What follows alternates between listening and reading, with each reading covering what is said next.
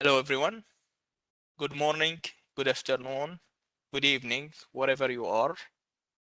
Welcome to Virtual Transformer Testing Conference. My name is Ali Hussein, and I will be your moderator today in this conference. We have many wonderful speakers from all over the world talking about interesting topics in transformer testing. They are experts in their field. And I hope you all have a good time listening to them. Let me just share my screen for 1 second. I will give you just a quick introduction before our first speaker.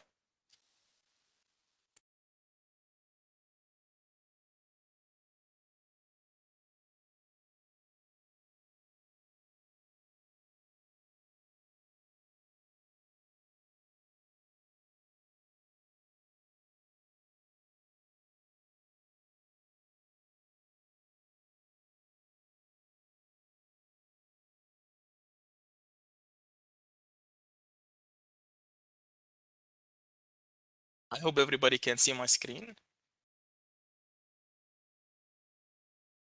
All right.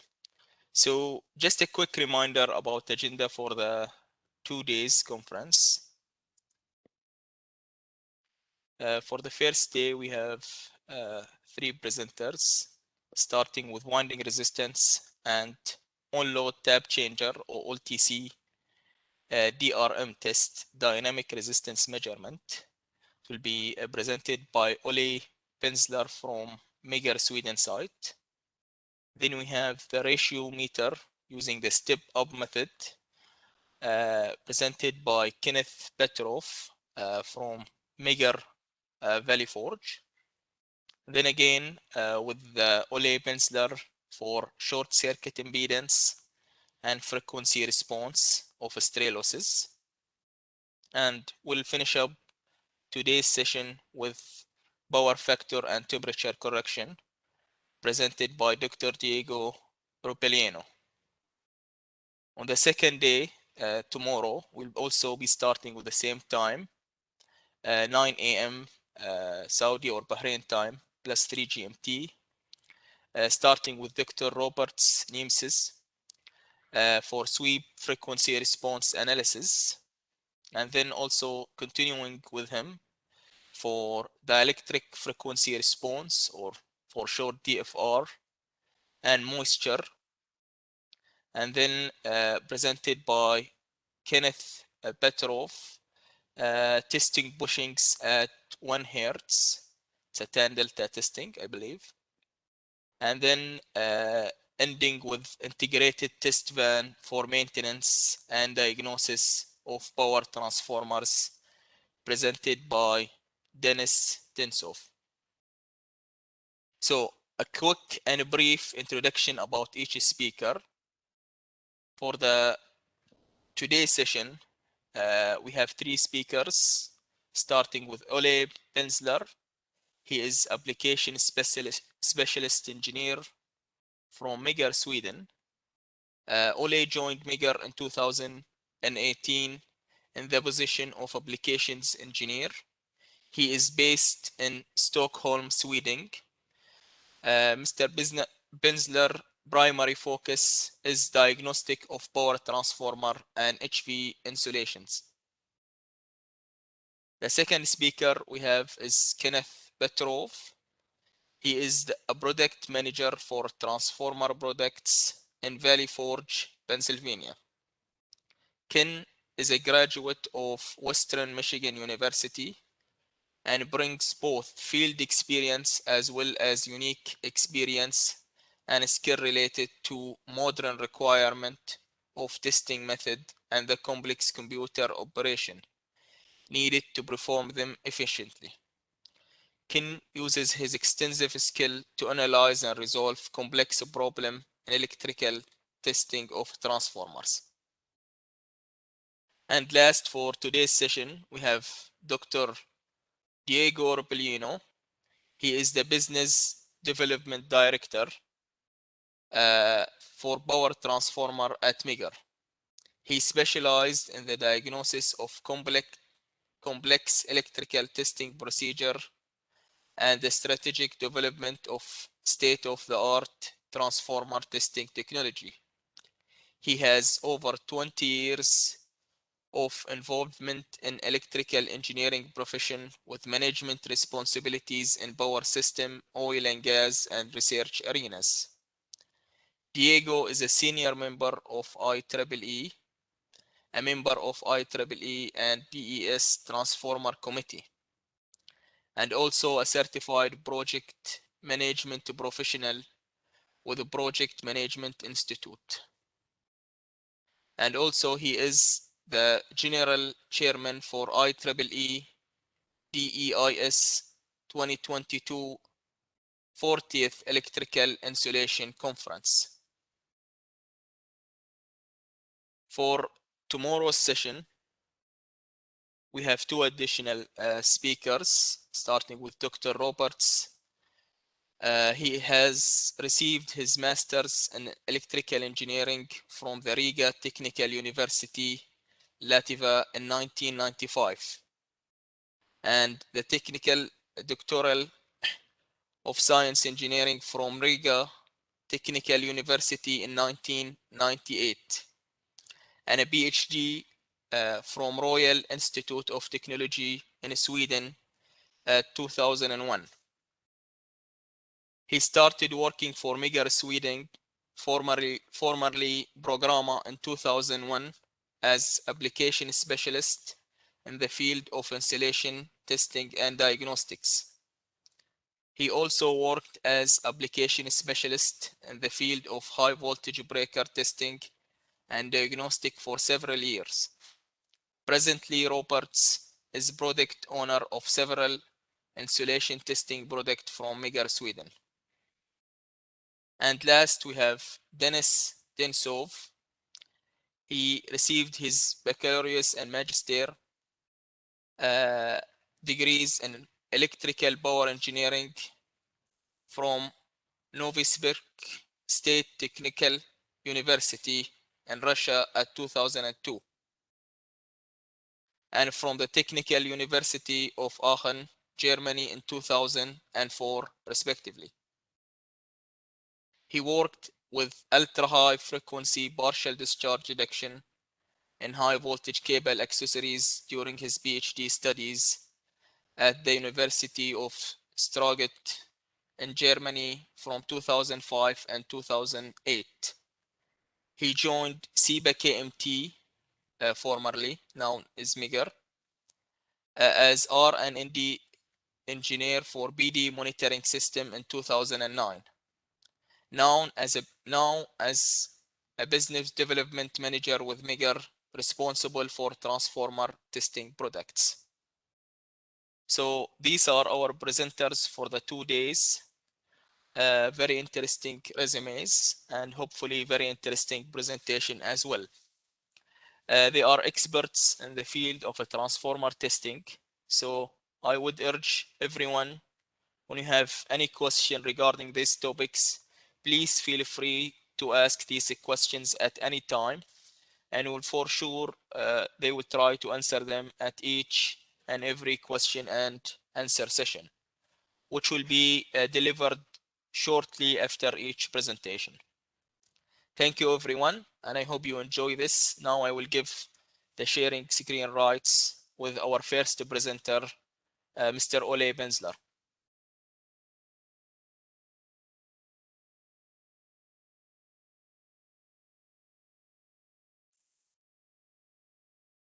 Thank you very much. And now I'll try to share my presentation. Good morning or good day, everyone.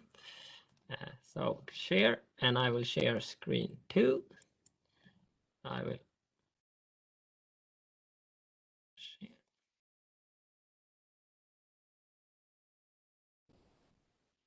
I think now you will see my presentation, correct?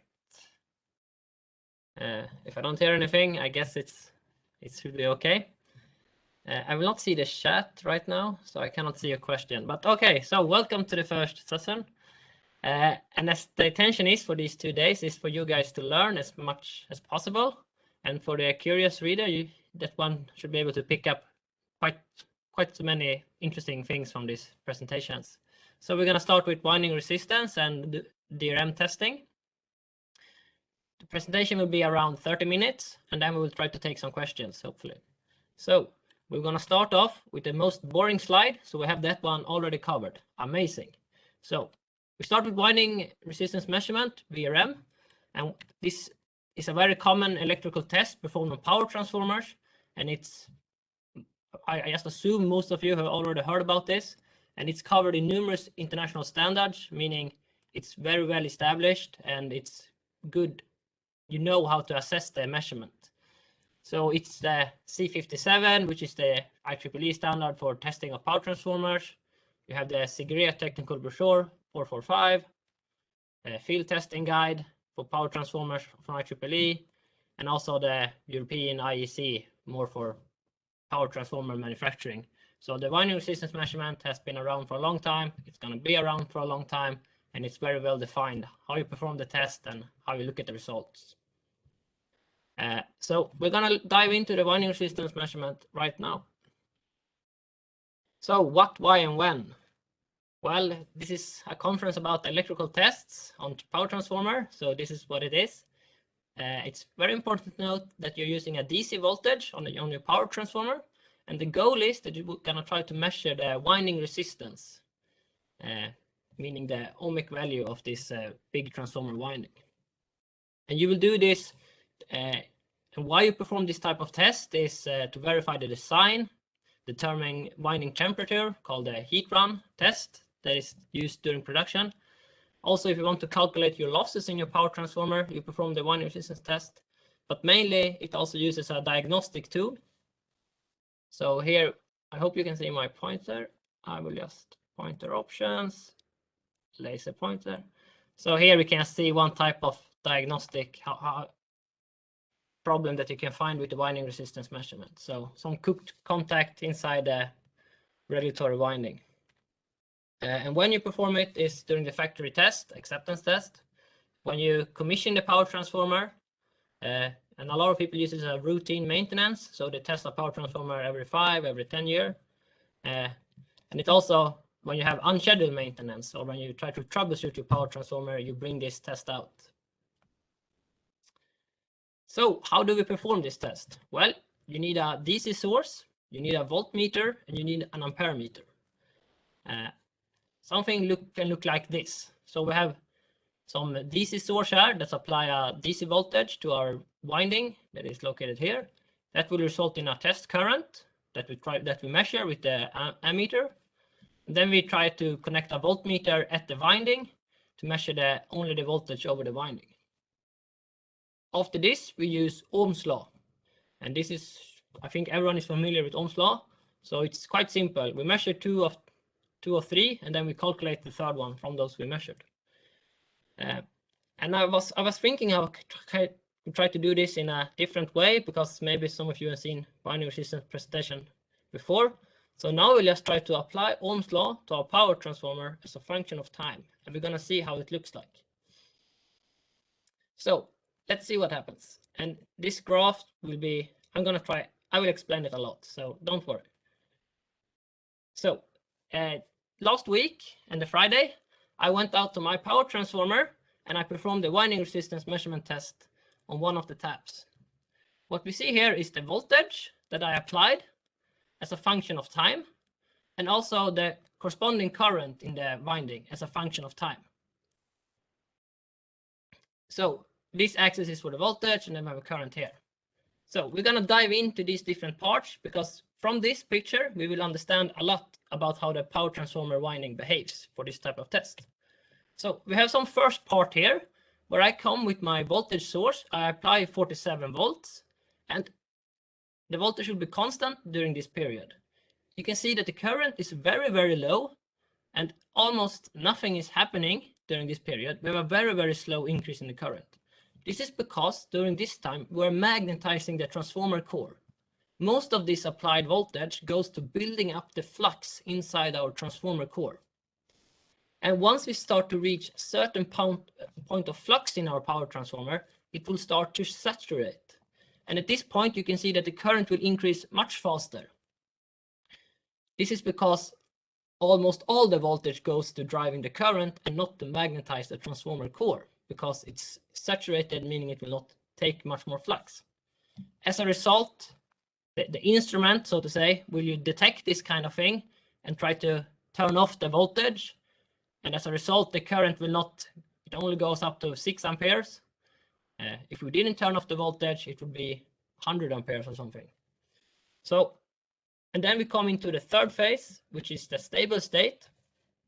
So now, so to say, the instrument starts to regulate the current, and our goal is to find a stable value. So now we have get rid of the transformer inductance, so to say, and we can only use the instrument to find some states where both the current and the voltage is stable. And now, if you see here, as I said before, we're going to apply Ohm's law to this power transformer, and we can apply it whenever we want in this graph. But here the resistance will be incredibly high, and it will go something like this. So we want to apply Ohm's law when the current and the voltage is stable, else you will get a wrong reading. So we're looking with these type of areas. And of course, for different power transformers, these states will be different. So how long you need to magnetize the core will depend on the size, if it's been magnetized in another direction before, and etc. Here is just the instrument, and here is like also if you have maybe not magnetized the other legs, if you have some circulating currents, if you have the delta, the current level, and etc. will determine also the instrument how fast you find the stable reading. So if we just try to translate this into some equations to try to make some sense out of it, we have this same circuit, but now I also included the inductance in the power transformer winding. So the voltage will be driving a current through the resistance, but it will also magnetize the core. So, and in the early state, this part is very dominant. Almost all voltage goes to magnetize the core, the volt seconds. But after some while, so if we translate this into some kind of electrical schematic, we will have this circuit, and then we'll have this kind of equation. If we just could do some walking around this circuit, and we can see that as long as we have a change in the current, the E dt, we will induce a voltage due to the inductance of the winding. And that means we cannot get the true resistance value. So we have to have zero change in the current, and then also the voltage will get stable, and then this part will be zero, meaning leaving us only with Ohm's law, and that was I got some notification up there in the chat, but I think things are fine. So here we can then apply Ohm's law, and we get the winding resistance value. So you need to have core saturation and current stabilization, then you will have no change in the current, and you can do the test. And of course, the inductance is it that try to prevent this, because you know the inductance try to prevent changes in current, or it will slow it down. So it needs to be overcome. Here is just the same thing, a bit simplified. So we apply a voltage, it will die off, the current will increase once it's saturated and becomes stable, and then the apparent resistance will reach some stable value that we're after. This is about the saturation that you in the hysteresis curve of the transformer core. You want to reach this region, so to say. You need to saturate it, and then how far you go up here depends on what test current you select. But obviously, like 10 ampere and 100 ampere, it's very little difference. And some just general testing information. So test current should be like under 15% of the rated nameplate value, and this is quite clearly stated in a lot of different literatures. This is because that if you apply a too high test current, you will heat up the winding, and you know that resistance is a function of temperature, meaning you will get the wrong readings. So you should not use too high of a test current. You also have to saturate the core, meaning if you would try to inject like 10 microamperes or whatever into the winding, that wouldn't work. So for most cases, you like 1 ampere, 10 ampere, or 100 amperes will of course be fine. So you have to saturate it, but almost like any current you can inject will saturate it. But if it's not saturated, you have the wrong. And also, as I'd say, that if you have a higher test current, you will reduce the inductance a bit, so you have faster stability. Because the stability criteria is also a function of the inductance, the remaining inductance of the winding, because we have a RL circuit, and the time constant of that one will change depending on what L you have. So this will just make the test faster. And what you then do is that you perform this winding resistance test on all the 3 phases for the same tap, and then you compare them with each other, and then the variation between them should be less than 2%. So here is a very, or quite clear, like green or red indication, and this is coming from the standard.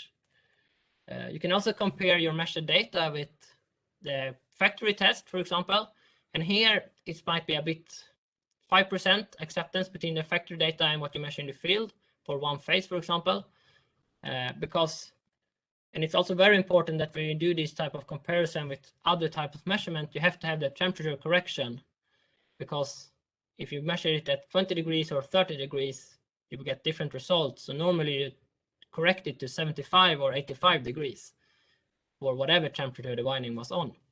But if you don't know the temperature of the winding, I mean, you can almost assume that it should be somewhat have the same temperature between the 3 windings, so, or the 3 phases. So then you can compare them with this criteria, and you don't have to think about the temperature.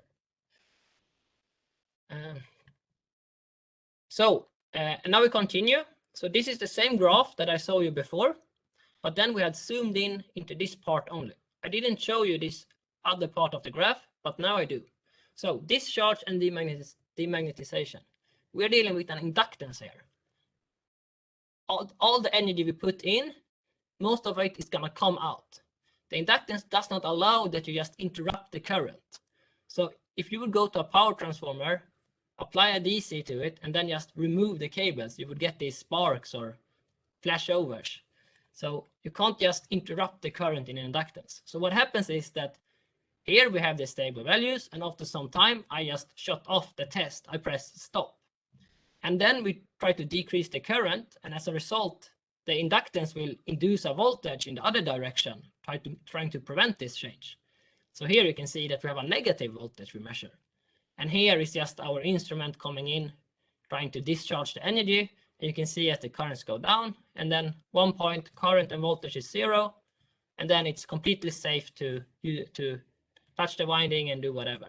So for the VRM test, and whenever you apply DC to your power transformer, you're going to have to remove some of the energy afterwards. But in today's market, like almost any instrument have this, so it's just automatic. They just goes into discharge, so this is no real concern. But if you would use some type of battery to magnetize the power transformer, then you will run into these issues. But it's good to know. And also, it's very important to note that not all the energy is removed through the discharge. Some is left behind in the transformer core, and this is what we call a remanence, meaning the core is partially magnetized in one direction, corresponding to this last bit of remaining energy. And to get rid of this remanence, you have to demagnetize the power transformer. This is not the topic for today, but it's very important to note, and we from Megger recommend that you always demagnetize the power transformer after you perform this type of test. Because if you don't, you will have higher inrush currents, and other AC tests can be affected or will be affected by the remanence. So let's introduce some OLTC into this equation. As you know that during normal operation for a power transformer, the load it sees is not constant. This means that the current will vary inside the power transformer. And if the current varies inside the power transformer, you have this type of voltage drop due to the leakage reactance and the winding, and this would result that the voltage in your grid would not be constant. But to solve this problem, they introduce a regulatory winding. So in this case, it's placed on the primary side. So you can see here that we have part of the main winding is actually split up into what's called a regulatory winding. And the regulatory winding have different taps corresponding to different number of turns. You then connect something called on-load tap changer or load tap changer to this regulatory winding, and this will allow you to go from one tap to another. And so what this means that you will add or remove turns to compensate for this change in load current. And the OLTC itself is a critical component of the power transformer. It's inside the tank, and obviously it's a lot of criteria for this one, and it's different technologies used. So I think it's just important to point out that here, so to say, I'm assuming it's located on the primary side, as that's most of the case in Europe, and also I believe in your region. But it can also be located on the secondary side, but there the current will be higher, so it's different type of technologies. And also where you place the OLTC will have different effects. Sometimes you can have one for each phase, sometimes you have one OLTC for all the 3 phases, and etc. So this is a large topic in itself, but you get the general idea that the on-load tap changer allows us to go to add or disconnect part of the winding, which will allow us to modify the voltage in the power transformer. But there's some very basic principle that this needs to operate by to get the general idea. And obviously the current needs to be constant. If I would disconnect part of the winding to go to another part, and I just interrupt the circuit, then the current would disappear, and it will be like the power would just, the lamp would be dark in my room. So the current has to be constant through this operation when we go from one tap to another. And this is what is called the make before break. And this just means that if I'm gonna connect with a new tap or a new part of the regulatory winding, I have to connect with this one before I leave the one I'm currently on. And so the make before break condition will lead to that 2 taps are connected at the same time.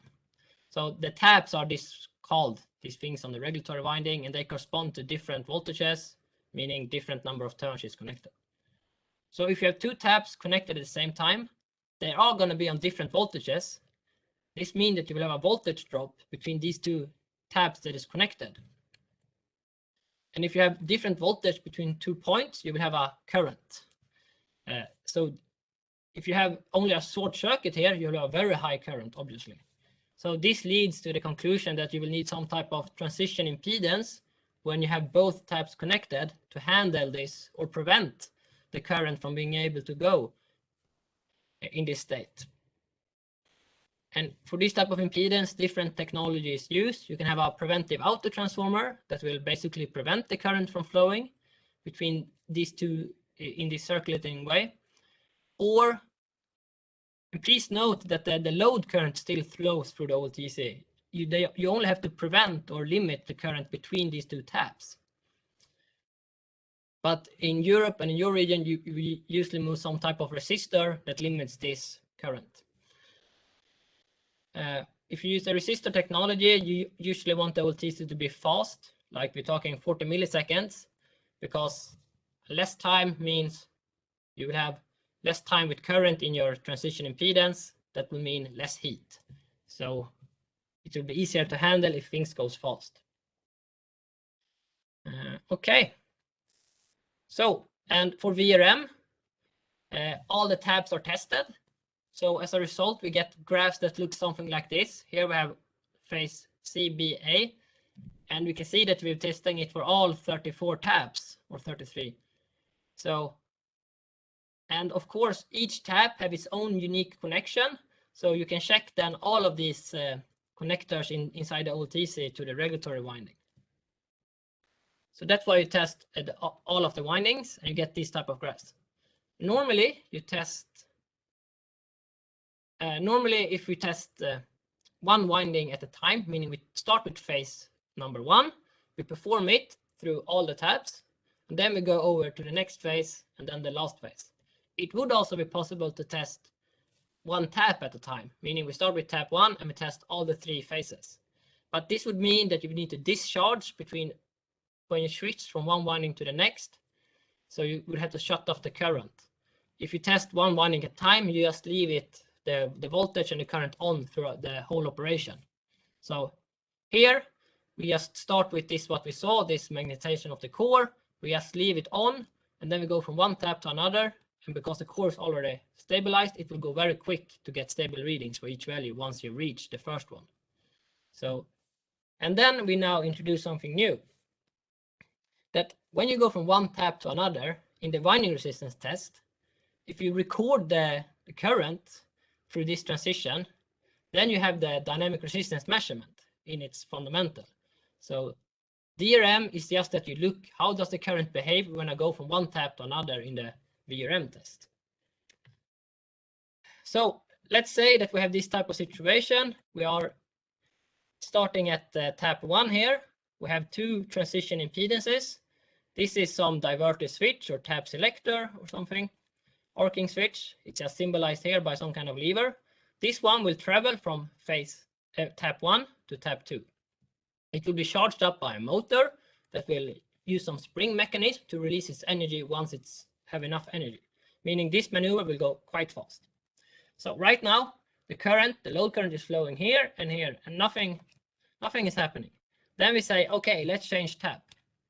This one will charge up and start to move. After some point, transition impedance A will be connected.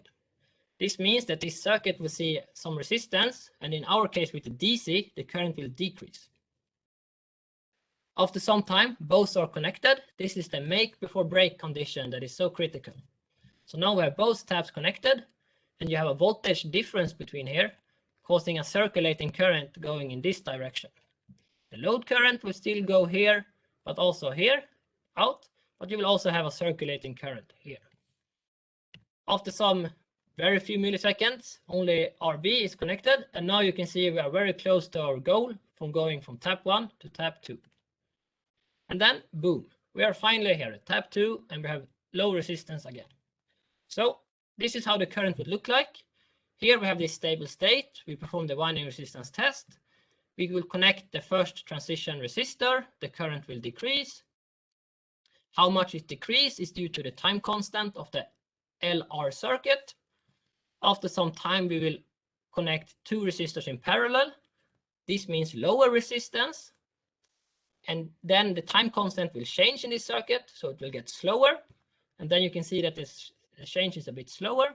After some time, we only have 1 resistor again, and it will increase again. At point E, we will only have the inductance, and it will go back up to stable. And this is, of course, due to the inductance. It starts to magnetize again. And this goes very fast once you've done it one time. Okay. We will just define a very common tool, so to say, to diagnose this, and it's the ripple, and it just says how much does the current drop as a maximum during one transition. So if this is 100% and this would be 10%, we have 90% ripple in this case, which would be very high. And this is a normal parameter that when you perform the DRM test, it's commonly used in the report, for example. And it's important to note that each transition has its own unique graph, so to say. But now you have the general idea what we're looking at in the DRM test. So we're trying to see how the current changes when we go from one tap to another. And it's with the VRM, I had a lot of standards that I could show you. For DRM, that's not really the case. This is a new test, and I have new in these brackets because I mean it's still like 10 or 15 years old. I mean, it was introduced maybe in the 90s, but for the last 10 and 15 years, it's been out on the market, so to say, in a large way, but it's not yet well defined in the standards. And as a result, it's several different ways to perform the dynamic resistance measurement. You can have open secondary side, you can short circuit it, you can have a voltmeter the secondary side. So this would be a presentation in its own to cover this in a whole. So the focus now will be what we call the true DRM, and this is the way that we perform dynamic resistance measurement, and we will have a voltmeter at the secondary side.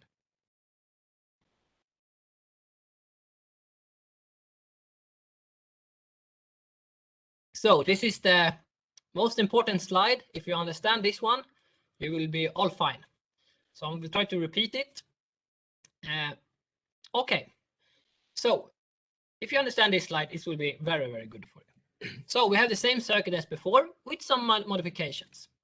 I have entered something called R system. This is the resistance in the DC ag, in the ammeter, from the cables, like your instrument and everything leading up to the power transformer.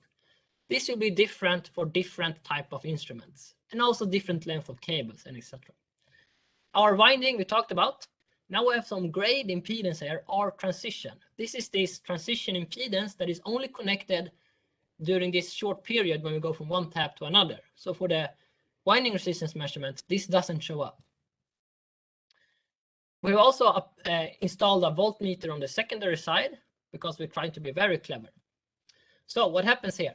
First, voltage and current is stable because we perform the winding resistance measurement.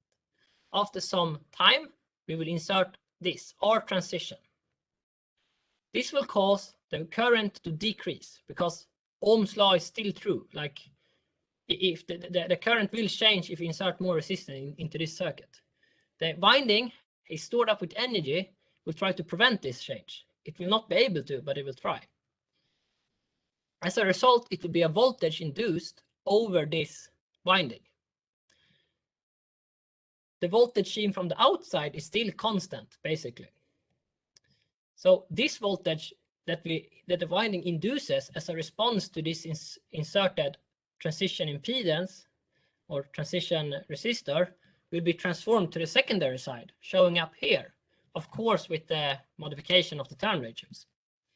And then there will also be some kind of voltage drop driving the current through this resistor. So one more time, current and voltage is stable. We insert this resistor, the current will drop. How much will depend on the whole system, the R system, R winding, R transition, and the inductance, because that's how the Euler response is seen.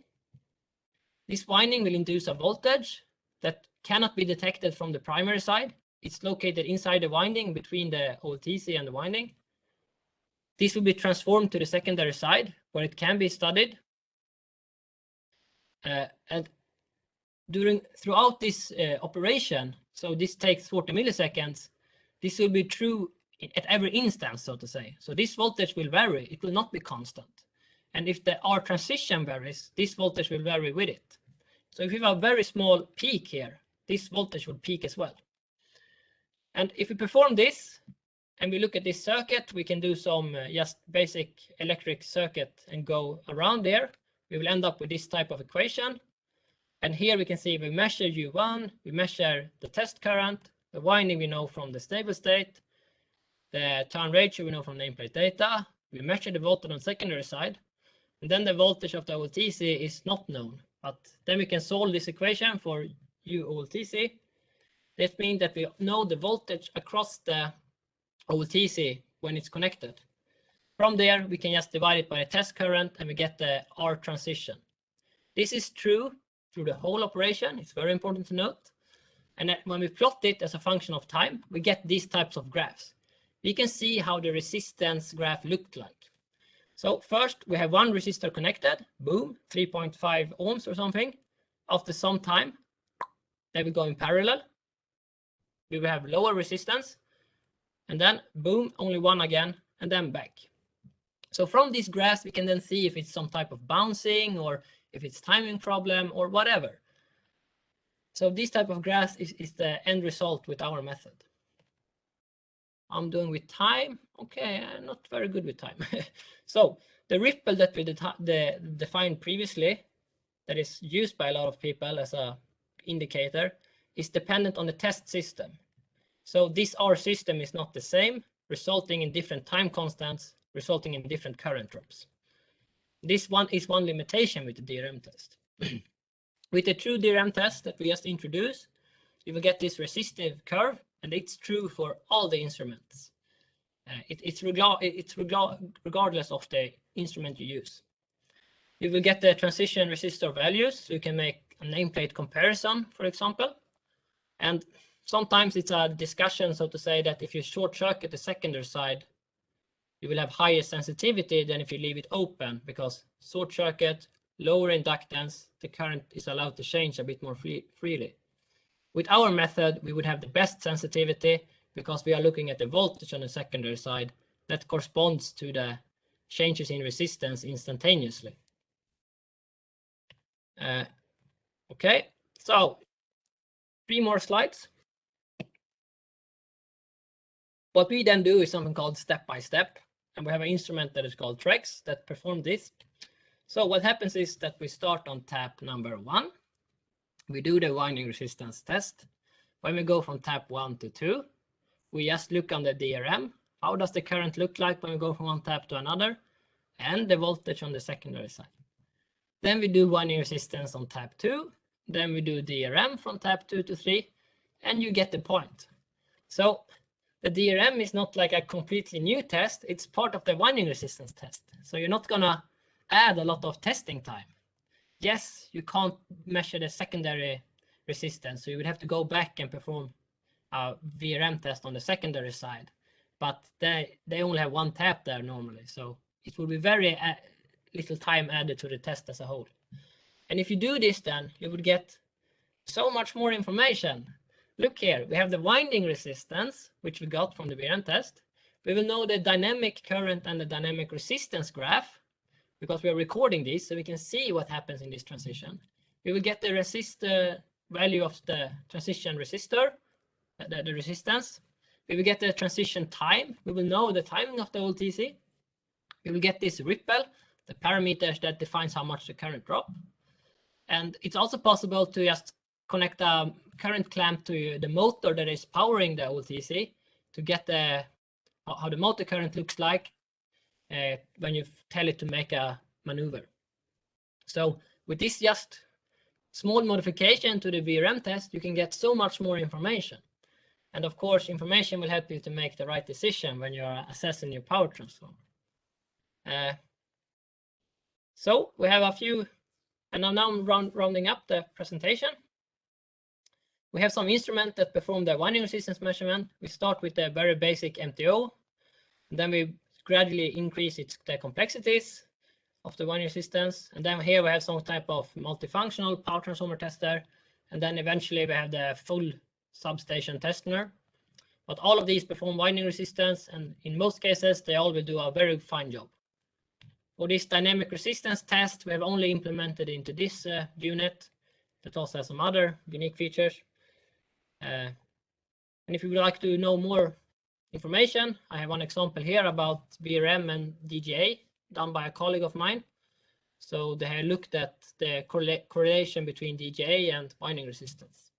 So a few case studies. The picture I showed in the early with the burnt contact is from this from this paper. So questions? I think I should try to, I don't know if I should, I will need to find a shot. Thank you, Ole. Very interesting presentation, really. So we have a couple of questions. We try to ask them, and if you would please just answer them quickly, since we are already running in the next session time. So the first question is, can it measure the dynamic resistance on each phase simultaneously? No, that is not possible with the way we have implemented it. So no, it's not possible to measure all the 3 phases simultaneously. Okay. Another question we have is, what is the time to flow the signal sine wave from the primary side to the secondary side? So I guess you're like asking how fast the transformer can transform the signal from the primary winding to the secondary. And I mean, the transformer can all be seen as like virtually instantaneous. That's not the case, but it's virtually instantaneously. So it happens, yeah. From what we are talking about, it's instantaneously. It transforms it immediately. All right. We have another couple of questions regarding the presentation handouts or the recordings. I just would like to mention that in 2 or 3 days, working days, you'll receive a recording of this session. Unfortunately, we have run out of the time for this first session. We were going to go to the next session that will be presented by Kenneth Petrov, just to keep in time for our schedule. After that session, we also have another Q&A session for his presentation, and then a quick break to continue our day. So would you please, Ken, start sharing your screen? I will try to answer the questions in the chat as well, and I gave the presentation rights to Ken. Thank you very much. Thank you. Good morning, Ali. Can you hear me? Yes, we can hear you very clearly. Okay, great. And you can see my screen? Yes. Okay, fantastic. Thank you, Ali, and thank you everyone for coming today. Thank you, Ali, for that great presentation. Let me just try and hide this here. My name is Ken Petrov. I am the product manager for the power transformer products manufactured out of Valley Forge, Pennsylvania for Megger. I am here today to discuss turns ratio testing with you and to really focus on the step-up capabilities that we've implemented in one of our newest TTRs. But before I focus solely on the step-up capabilities, what I want to do is go through some best practices for transformer winding assessment, in particular for turns ratio, because since turns ratio is such a simple test, some of the basics are sometimes forgotten about how to do the test, how to evaluate the results. So I want to bring those basics back to the forefront, and then we can discuss how step-up ratio testing helps improve those results. So the type of transformer tests that we can do, there's on the mechanical side and the insulation side. So we have it broken up into sort of two groups. The first group, the mechanical side, includes turns ratio, winding resistance, core excitation, core ground, and leakage reactance, while the insulation side contains resistance. Obviously, this is the well-known Megger test that people talk about. There is also then line frequency power factor, 1 Hertz power factor, which I will be discussing tomorrow for bushings. And then finally, the full spectrum dielectric frequency response. And of course, there's other tests, but like I said here today, I'm just going to be talking about the mechanical side and in particular, the turns ratio test. And the types of faults that we can find with mechanical tests that can either be winding with the core or with tap changers. So we're going to be looking for some shorted turns, and the way that we can do this is with using some best practices. Looking at some basic concepts of what is turns ratio. Turns ratio is the number of primary windings over the number of secondary windings. Turns ratio is one of the first tests that people will often do with for their transformer.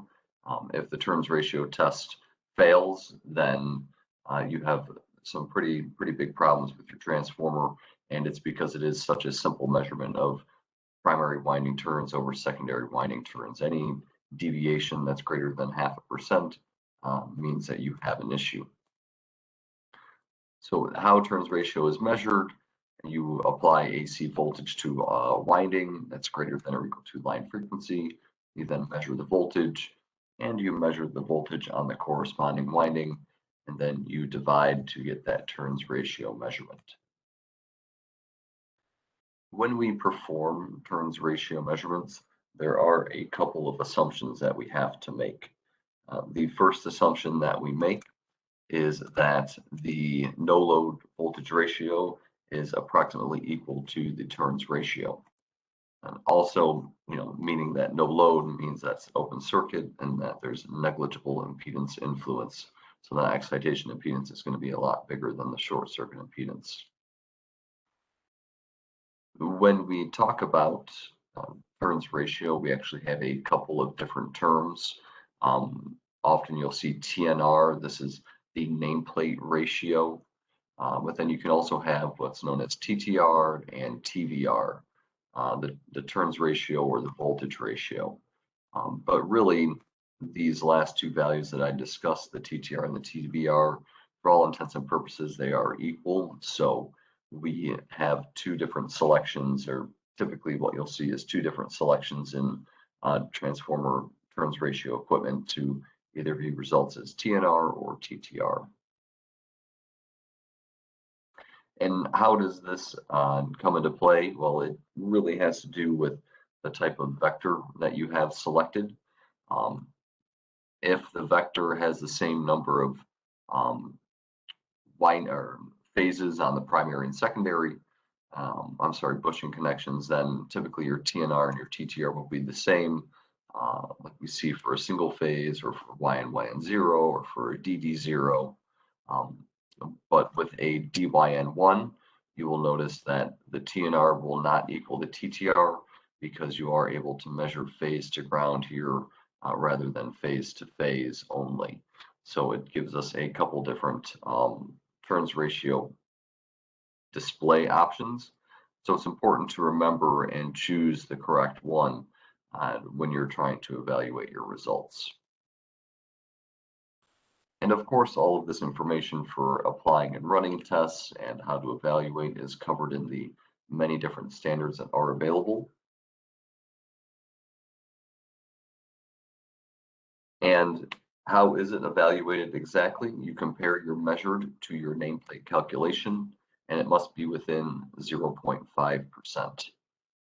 That 0.5% number is in there to serve as sort of a buffer, because one other important note is that the nameplate calculation is not the actual ratio of the transformer. The voltage steps that are on the transformer do not equal perfectly the number of turns that are physically within the instrument, which is why there is such a wide error margin of 0.5% allowed. And the way that this looks when you're looking at results, here was a test that was done on a single phase transformer where we're looking at the nameplate percent error as it moves from tap to tap. And you can see that this transformer goes through a couple steps where we go from 0.15 down to 0.10. And somebody may think, well, perhaps there's a problem with this transformer because there's such a drastic change in turns ratio from tap to tap. But really, it's because that nameplate does not equal the turns ratio, the actual windings on the transformer. We can see here that if we looked at the actual number of turns, we can calculate a very consistent percent error around 0.125%. So again, just introducing you to a couple of concepts that you may or may not be aware of when it comes to evaluating your turns ratio measurement. So of course, when do you do turns ratio measurement? Well, manufacturers do it throughout their manufacturing process when the transformer is tanked and untanked. Of course, you will do turns ratio testing during your acceptance and commissioning to verify the condition, maintenance during your routine scheduled tests, and also you will then perform turns ratio after unexpected events to look for faults and damage to an asset.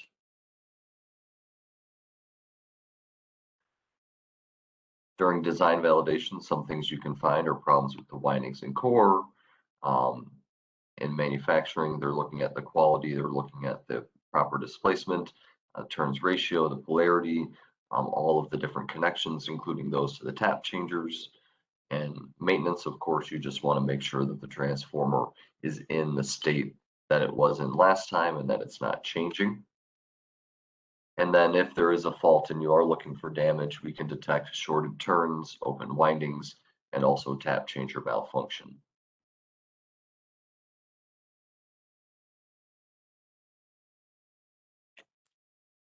So with all that being said, we can look at a few factors that will certainly impact your TTR results. There are 4 areas that we're going to be looking at today as we cover some of these best practices. And the first factor that it will impact your results is test voltage. After that, it is either step up or step down ratio testing. Also, whether you're applying voltage phase by phase or 3-phase, also known as per phase or 3-phase. And then finally, the transformer configuration, going a little bit beyond the TNR and TTR discussion that I had previously. So when we look at test voltage and how it impacts your results, what you see on the screen here is a DYN1 138 kV transformer where we energize per phase from the high voltage side. And we can see that as we increase our test voltage from 8 to 125 volts, on this phase, there is a significant improvement in the accuracy that we see of the measurement. It will go from 0.73 all the way down to 0.1. So test voltage, especially for turns ratio, makes a huge impact on the results that you are able to obtain. The transformer needs to be able to generate enough flux to transform the voltage across the core. And if you have a low test voltage, it's not possible. So you will not get good accuracy when performing tests at low voltage. If we look at the other phases of this result, we can also see that as we increase the test voltage, the percent error improves for each phase. So it's not like if you apply a small voltage on one phase, it will be okay to use a small voltage on another. You always want to use some higher test voltage in order to get the best measurement possible. Here I have another result. This was on a 448 MVA auto transformer with a 317 kV primary. And what we see here is using 100 volt step down applied on the primary. That tap 1 was failing ratio. But when we induced 250 volt step up, we see that when we only use 20 volts applied to the tertiary, we are able to improve the percent error quite drastically from 0.51 to 0.32. So now this transformer would pass its commissioning test. And overall, there was an average improvement of 0.21% for each tap that was tested. So test voltage has a very, very big impact on the results that you get with turns ratio testing.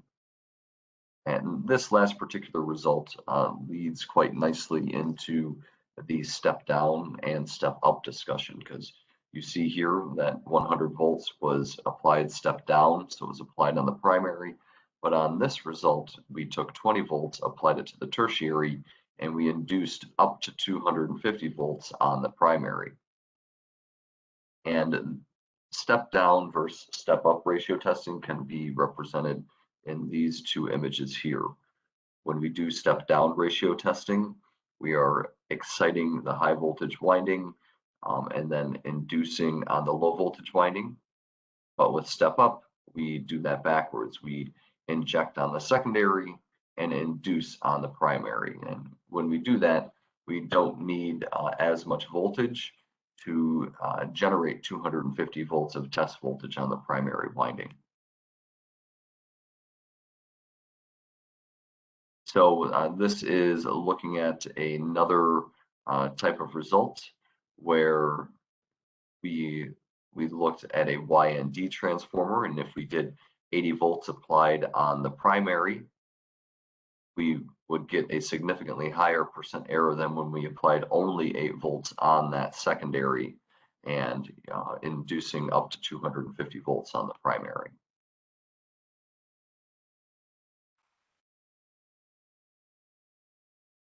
This here is another example on a transformer with an OLTC. And we see that when we do three-phase step down at 48 volts, that there are many tap positions where the turns ratio would fail according to the standard. But then when we induce 250 volts on the primary, we can see that the turns ratio percent error is now very tight between 0.3 and minus 0.1. So well within the acceptable limit range of 0.5 to negative 0.5. So again, the main difference between step up and step down is the winding that you're exciting. And the reason to use step up is to induce up to 250 volts on the primary, which has been shown to be sort of the number one, or the value that you want to reach in order to get an accurate turns ratio measurement, 250 volts of test voltage. Another factor that can impact your result, let's say you have the 250 volts, but you still want to make sure that you have the best percent error, then you want to know the differences between per phase and three-phase excitation and how that can improve your results. So here, when we look at per phase, we see that each phase is being excited individually. And then when we do three-phase, we're exciting all three phases at the same time.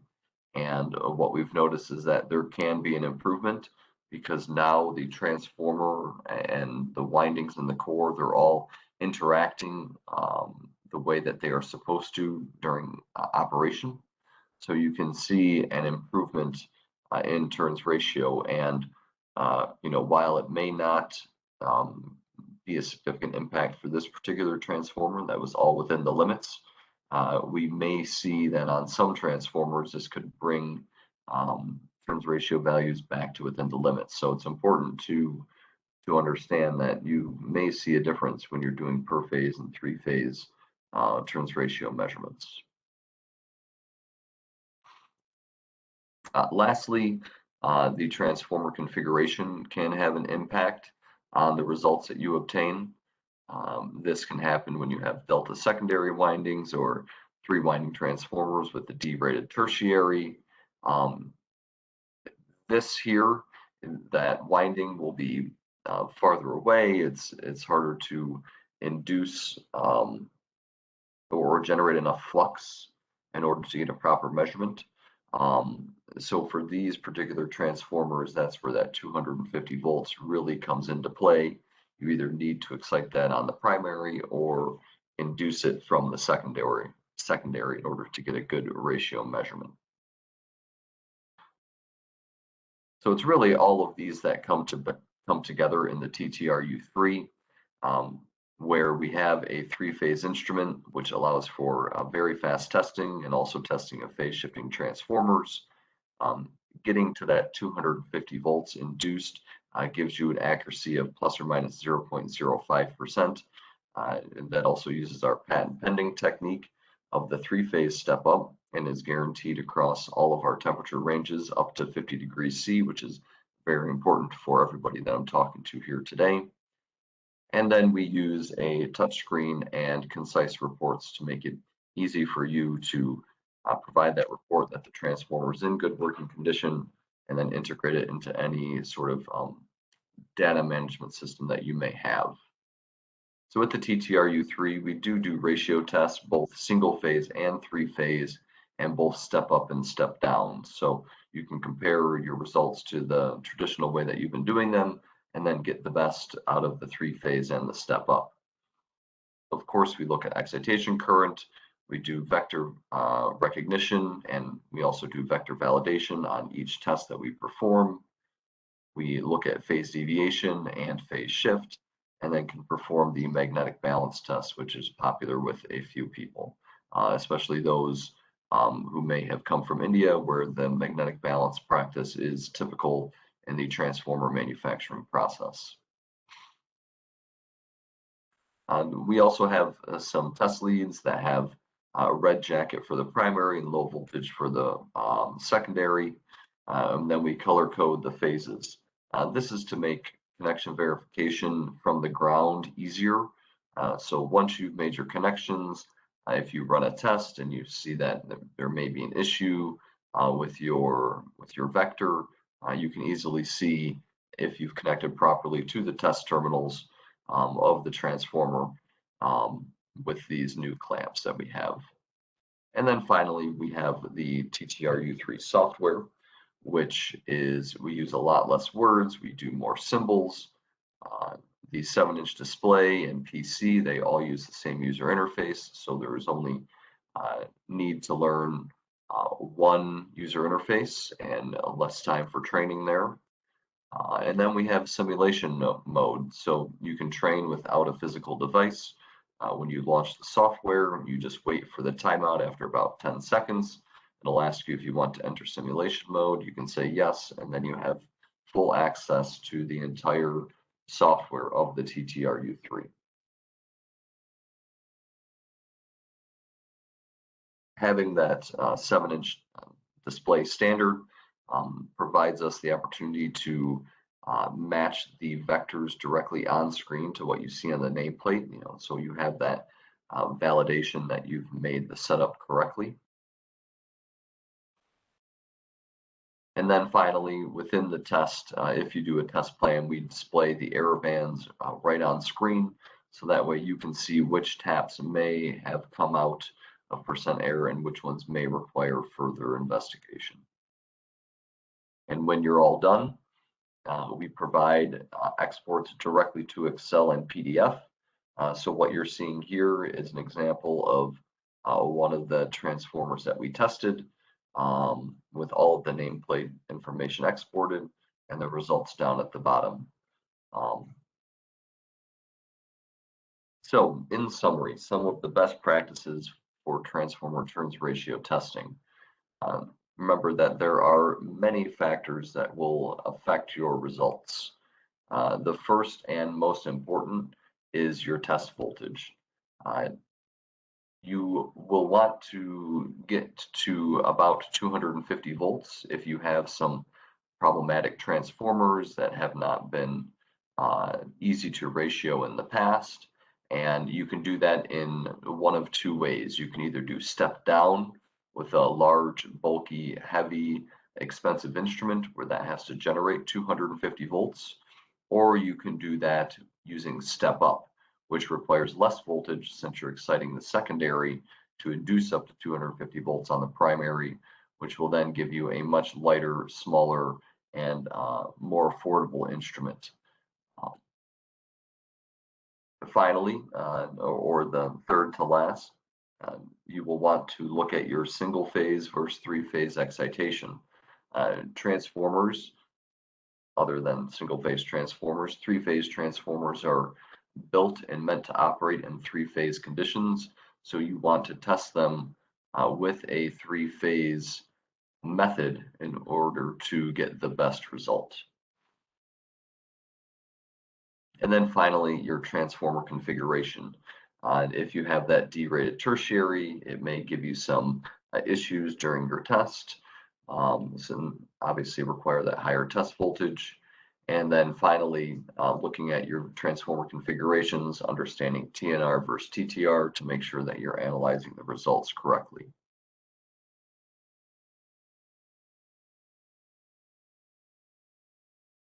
With the TTRU3, you get that guaranteed accuracy from -20 to +50. You will have repeatable results across an entire range using the patent pending 3-phase step-up method to overcome the voltage dependence that you can see when you do your single phase and lower test voltage tests. And it's important to note that we do induce that 250 volts safely during step-up. We do, during our connection validation, we do some initial ratio checks to determine the optimal voltage for excitation on the secondary to get up to 250 volts on the primary. It will be the fastest true 3-phase ratiometer that's out there. After about 10 seconds, you get results for all of your phases. which is great if you're doing any sort of OLTC maintenance or commissioning, where it can save you a lot of time. And with the interface, it's very easy to verify connections with the multicolored leads. We display those vectors on screen. And finally, we give you the graphs, the Excel, and the PDF reports that show how the 250 volts using the three-phase step up will give you the best turns ratio measurement possible. And at this point, I am ready for some questions.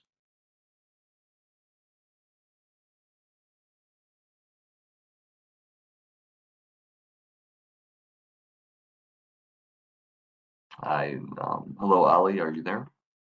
Hello, Ken. Thank you very much for the presentation. Yes, you're welcome. Very wonderful. I believe we have one question only. Okay. What are the recommended test voltage to check the error for turn ratio? So this will depend from transformer to transformer, and it may depend on what your testing practices have been up to this point. If you've been testing all along with a 100-volt instrument and that is perfectly fine, you've never had any issues, then 125 volts of test voltage may be acceptable for you and your testing operation. But if you do get into the bigger transformers, those with D-rated tertiaries, then you may want to go with 250 volts. There's no problem with 250 volts if 125 volts has been working for you. With more voltage, you will get better accuracy, but it also, again, it depends on the transformer configuration that you're testing, where you may see an improvement or you may not. And again, it's not all just about test voltage. It's also about the per phase or three-phase excitation that you do. All of this comes into play when you're trying to select a ratiometer to do this type of testing. So, at minimum, you need 125 volts, but on a bigger transformer, you may need more. Up to 250 is what we've seen through all of our testing, looking at results not only from us, but from some other instruments to verify that 250 seems to be right in the sweet spot for accuracy. But again, you want to make sure that you're doing it also three-phase excitation and understanding your vector configuration to get the best results possible. All right, we have quite a few questions. One question is that sometimes we are getting more error while testing single phase delta Y transformer. What is the reason?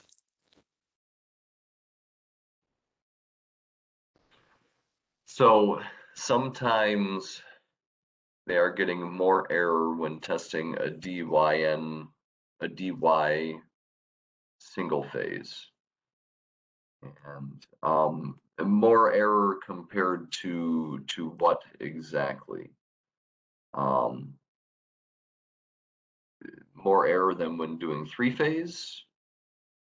Because if that is the case, then that sort of agrees with what I was saying, is that when you excite a transformer with three-phase, that is its intended mode of operation. So it would make sense that testing it at three-phase would provide a better turns ratio. When you're doing your single-phase test, especially on the delta, you have those other two phases which will load down the transformer, or load down that phase. And that's sort of what I was trying to show with the picture of this vector here. these two phases are, they're loaded under the test. So if they're not being excited, they will cause some errors in your turns ratio measurement. So that doesn't surprise me. And I would say that you would want to do your test in a 3-phase mode in order to get the best accuracy possible. All right. We got another question is asking, what is the difference while testing at low voltage and at 10 kV? Well, again, test voltage, it will depend on the type and size of transformer. If you get better turns ratio measurements with more and more voltage, typically what we see, and I would say on 90% of transformers, testing at 125 volts gives you enough voltage to get a good accurate measurement. On those transformers going to 10 kV, are you going to change the turns ratio value much? Probably not. But you're talking about a change from 0.1% accuracy instrument to an instrument that is perhaps a lot more accurate, such as a power factor test set. And so that's the only difference there, is that perhaps the instrument that you're using to excite and measure is more accurate. So you'll have a more accurate turns ratio measurement baseline, but you're not going to see all of a sudden your transformer turns ratio change from 0.3% all the way down to 0.0% just because you're using 10 kV. I don't think that is something that you will typically see. I believe Dr. Ropellino is asking to answer that question. Would you please open your mic and share Good some morning, comments? everyone. Can you hear me now? Yes. Just in addition to what Ken just mentioned about accuracy, it's mainly not a question of accuracy when you go and do a test at 10 kV. The idea of doing a test at 10 kV, first of all, is a capacitive ratio. Okay, so you're using the capacitor, the 10 kV, from the reference, and then you connect in series with the winding, and you perform a ratio test. So it's a capacitive ratio first. And the reason why this is tested at 10 kV is to see if there is any damage of the interturn insulation of the transformer. That way, it's completely different when you're applying just an excitation of 100 volts. But if you suspect that the interturn insulation may have any damage, then by increasing the voltage, if something that it's damaging the interturn insulation, then it will pop up.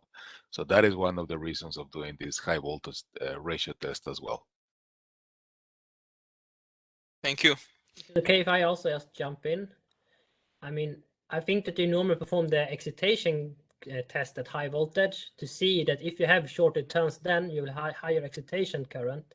And that's then what you do, as Diego said. So I don't think if you normally perform the winding ratio test at high voltage, but you perform the excitation current test to check for the same thing. All right.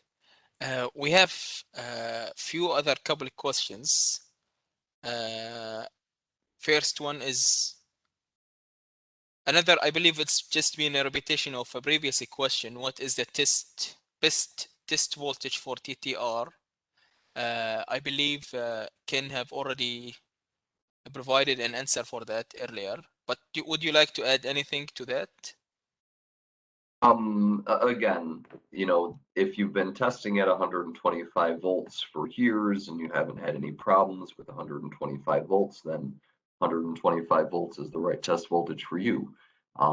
If you have those transformers that have derated tertiaries or seem to give your 100 volt turns ratio equipment a problem, then 250 volt is the next logical step that will be suitable for the vast majority of transformers.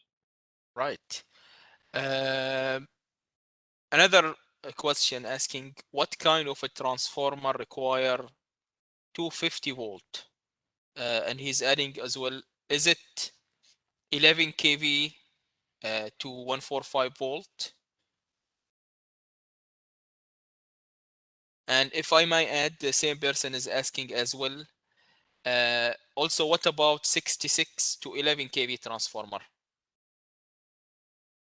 So it's going to depend on your transformer configuration, the size, you know, how well built the transformer was, how close the windings are to the core. You know, there's many different things that can go in with having to choose correct test voltage. You know, this particular example that I show here, you know, the difference between 100 volt and 250 volt, whether it was excited on the primary or induced on the primary, is pretty drastic here, showing that you get an improvement from 0.51 to 0.32. So the specific transformers that you're referring to, I don't believe I have enough information to say, you know, 125 volts is good enough, 250 volts is good enough. But I'm sure that, you know, we'd be willing to get a demo instrument in your hands so that way you can put it to the test and see, you know, do I need 125 volts or do I need 250? You know, at that point, I think it's just a question of doing and seeing, and then you will know, you know, if that voltage is required.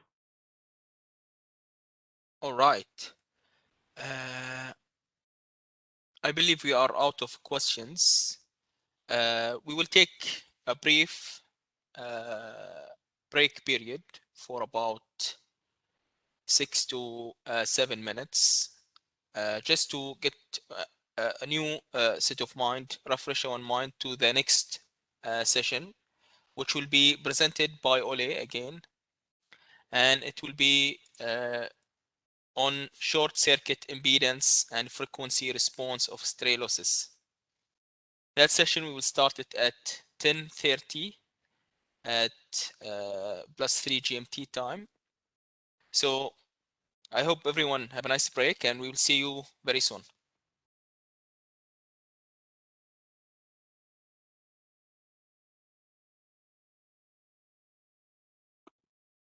Thank you, Ali. I have passed the presentation to Ole.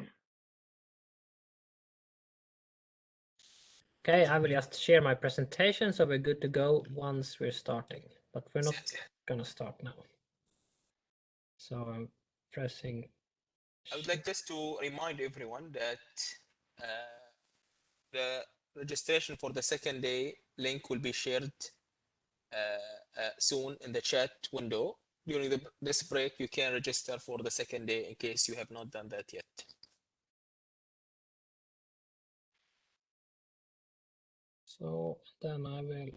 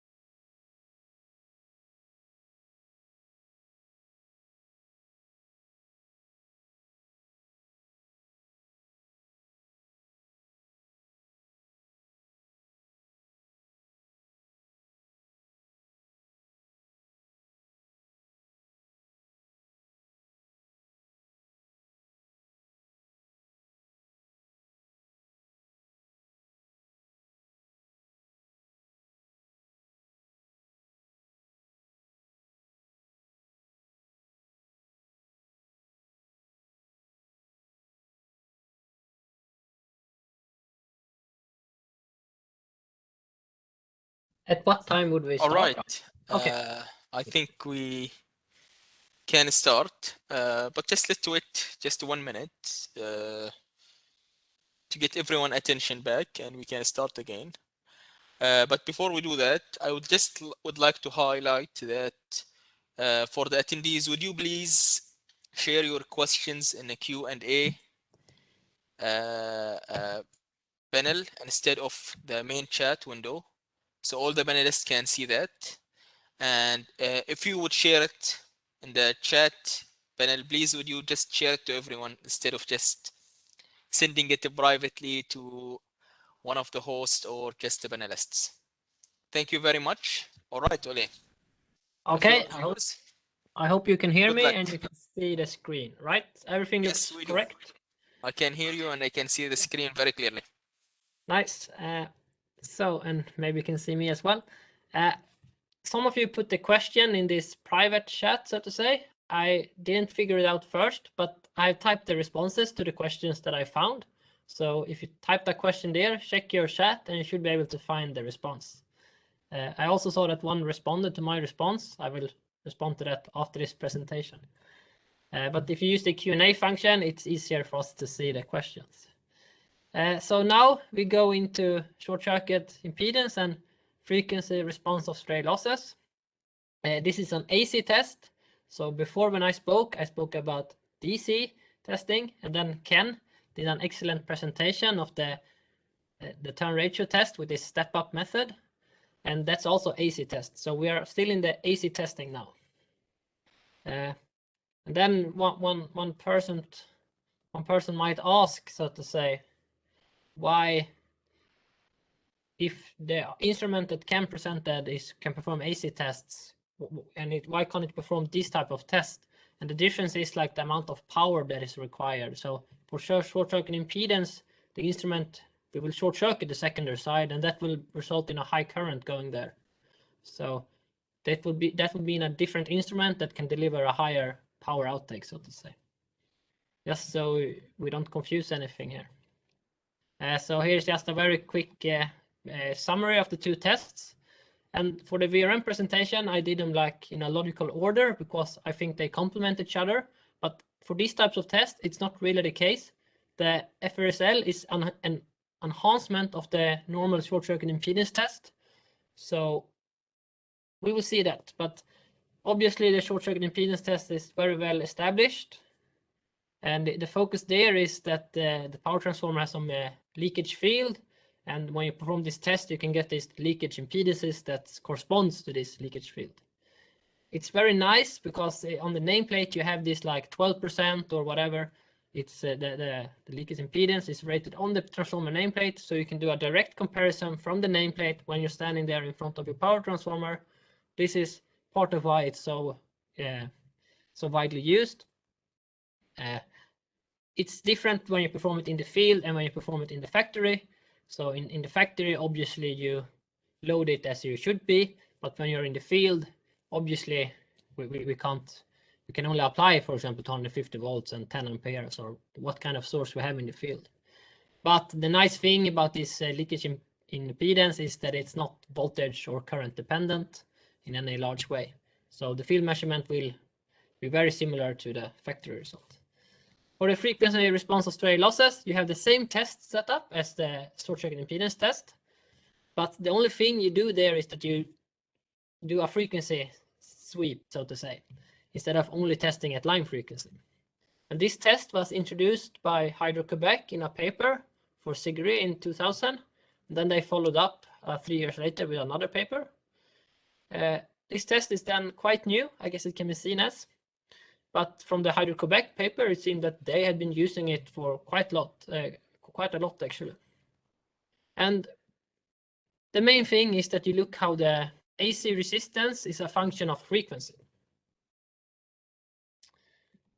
I didn't start a timer now, but this should be a bit shorter than the previous presentation, so I think we'll be on time. Okay, so we start with the boring slide again. The standard or like these kind of technical documents are very good because then everyone is agree what actually means and what it says. So this is from the SIGRI technical brochure 5. They have these nice summaries of the common tests. So I take laser pointer, and basically just detectable failures they say here is deformation of windings, and I added a radial component here. And normally you have like high inrush currents or tripping and etc. would indicate you have this type of error. And this is just that the winding itself, due to, for example, a short circuit, the high forces will make the winding buckle. But of course, the short circuit impedance is critical to the power transforming during a short circuit because it will limit the current. So you don't want to minimize the short circuit impedance this is very important of the specification of your power transformer. Okay, so we start with just the general idea to get an idea what we're actually looking at. Here we just have a very basic picture of a power transformer. When we have no load here, we will have no current here.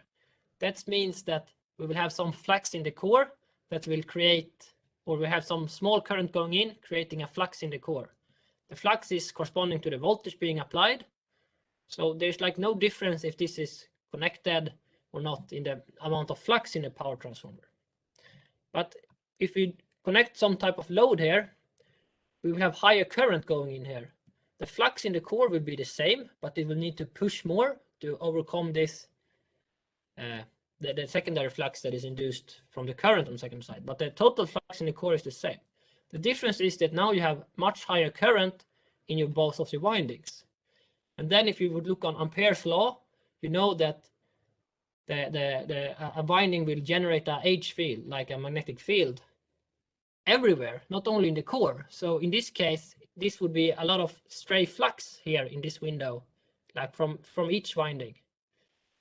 I didn't find a very good picture, but I have my power transformer book that I read when I'm not sure about something, and they have this picture in it. I try to reference it. I hope that's okay. So here you can just see that this is then the leakage flux line that I've been drawing here. So here we have 2 windings, some kind of steel core, and you can see that from the winding, a lot of the flux is coming out. It's not only in this center part. So what I'm trying to say is that when you load your power transformer, the current will cause magnetic fields everywhere in the power transformer, so to say. Ideally, everything should be in your nice core, but that's not always the case. And this then gives the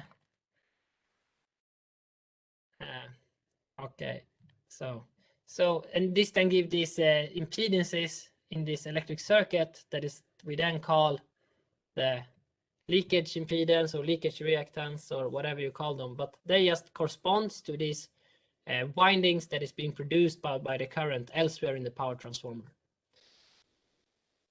And so when you perform the short circuit impedance test, your goal is to try to measure them. And in this transformer model, they are placed on both sides. I mean, each winding will generate its own H field due to its current, but normally you just see everything as one inductance. So we just transform it to the primary side in this case, and we will end up with this very basic model.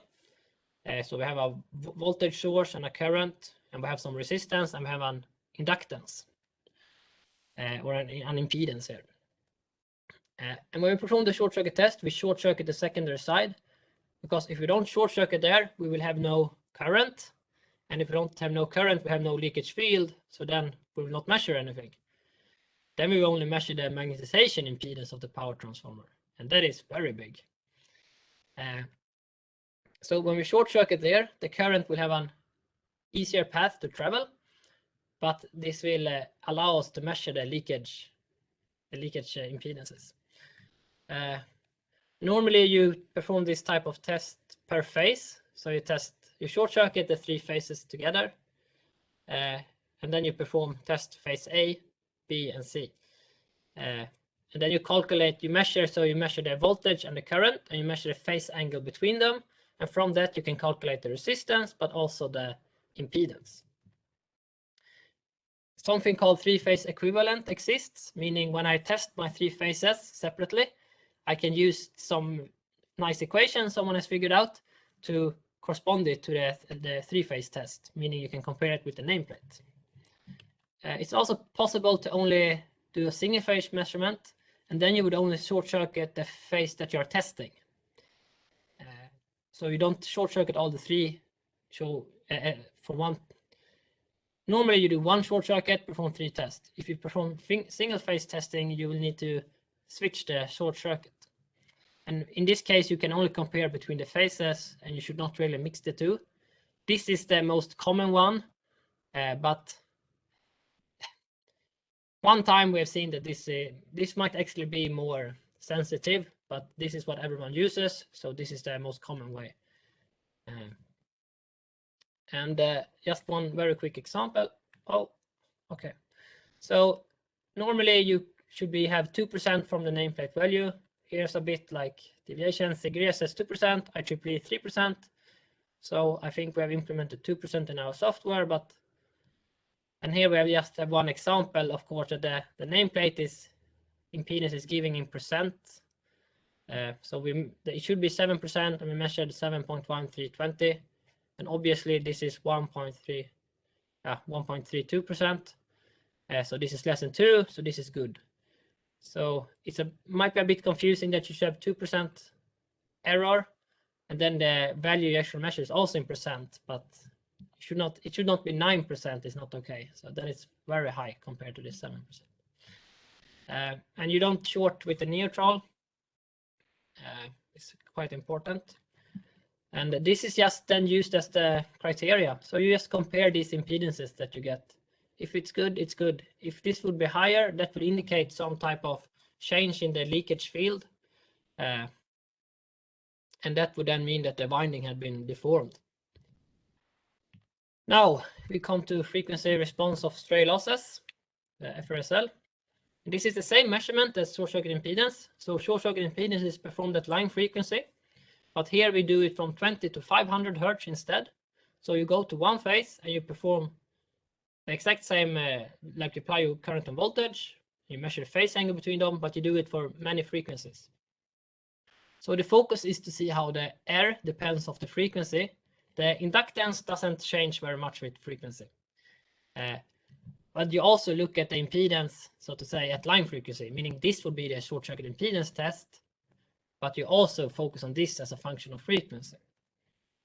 And the diagnostic information is easier to see at higher frequencies. That's why if you would look at short circuit impedance, for example, you will not see the variation in R. But at higher frequency, you will see it. So that's why we need to go up in higher frequencies, because the type of fault we're trying to find will show up in higher frequencies. And then from the Segre brochure, they state that short circuit between parallel strands of the winding will be detected with this method, meaning that the frequency dependence of the R, and just to clarify, we have DC winding resistance when I talked before. Now we have AC resistance, and AC resistance is a function of frequency. This will correspond to losses. So this is what only Segre says, the type of fault you will find. And if you have shorted parallel strands, you will have more losses in your winding, so it might get more warm in it, more heat, meaning a DGA might say that you have some gases in power transformer. I also said axial displacement as in parentheses here, because from the original paper from Hydro One, they actually use it a lot to find axial displacement of the winding, but then from the Segre brochure they only have this, so I'm not sure actually if this is still valid, but I would imagine it's still useful in this to find this type of displacements.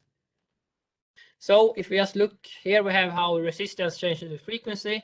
We have some fundamental DC that is just constant.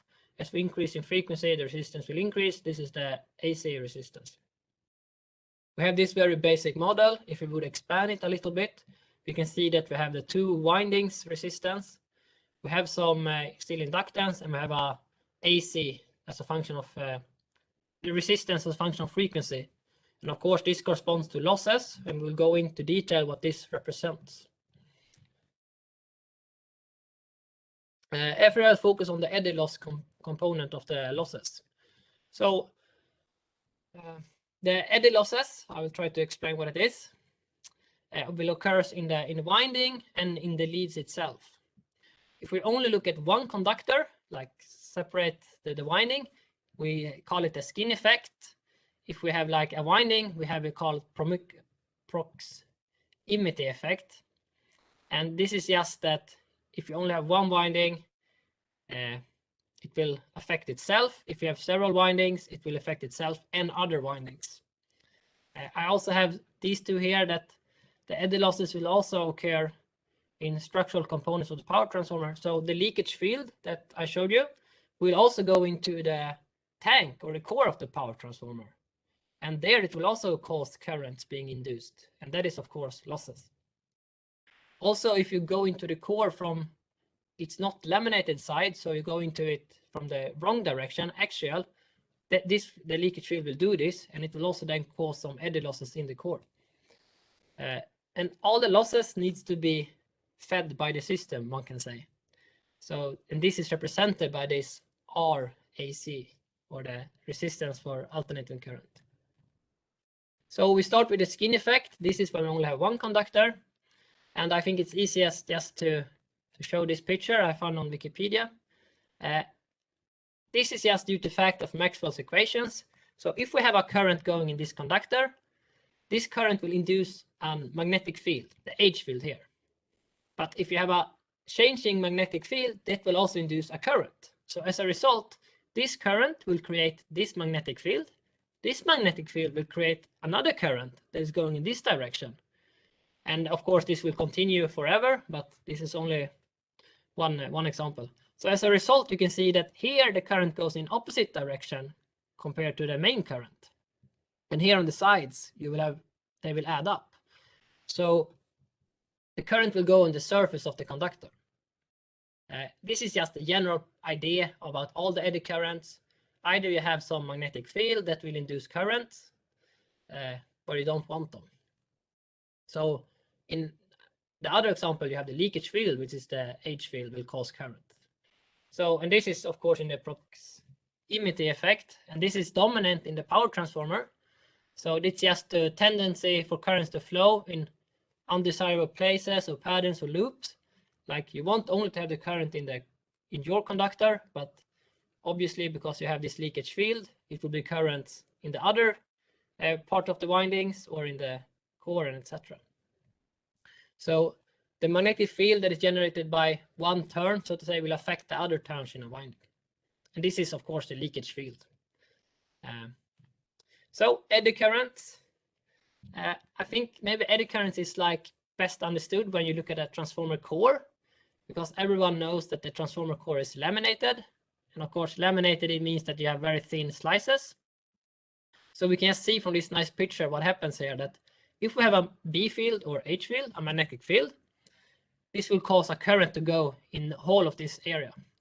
But then some super smart guy figured out that if we slice this same material, in this time it's a magnetic material because we have B field, we slice it up in very thin slices, we will still have a lot of currents, but you can see that in the middle they always cancel each other out. So as a result, the current will only be at the edge, meaning it's much lower. And if the current is lower, it means less heat, and it means first off less heat, which is good, but also less losses in your power transformer. And this is also true, so to say, for any surface. Like this might be another conductor in the winding. It might look like this.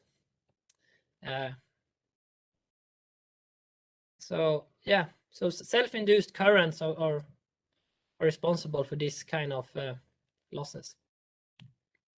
So, and then we have, just to summarize a bit more, that the current distribution, when we have a DC, the current will go everywhere in the conductor.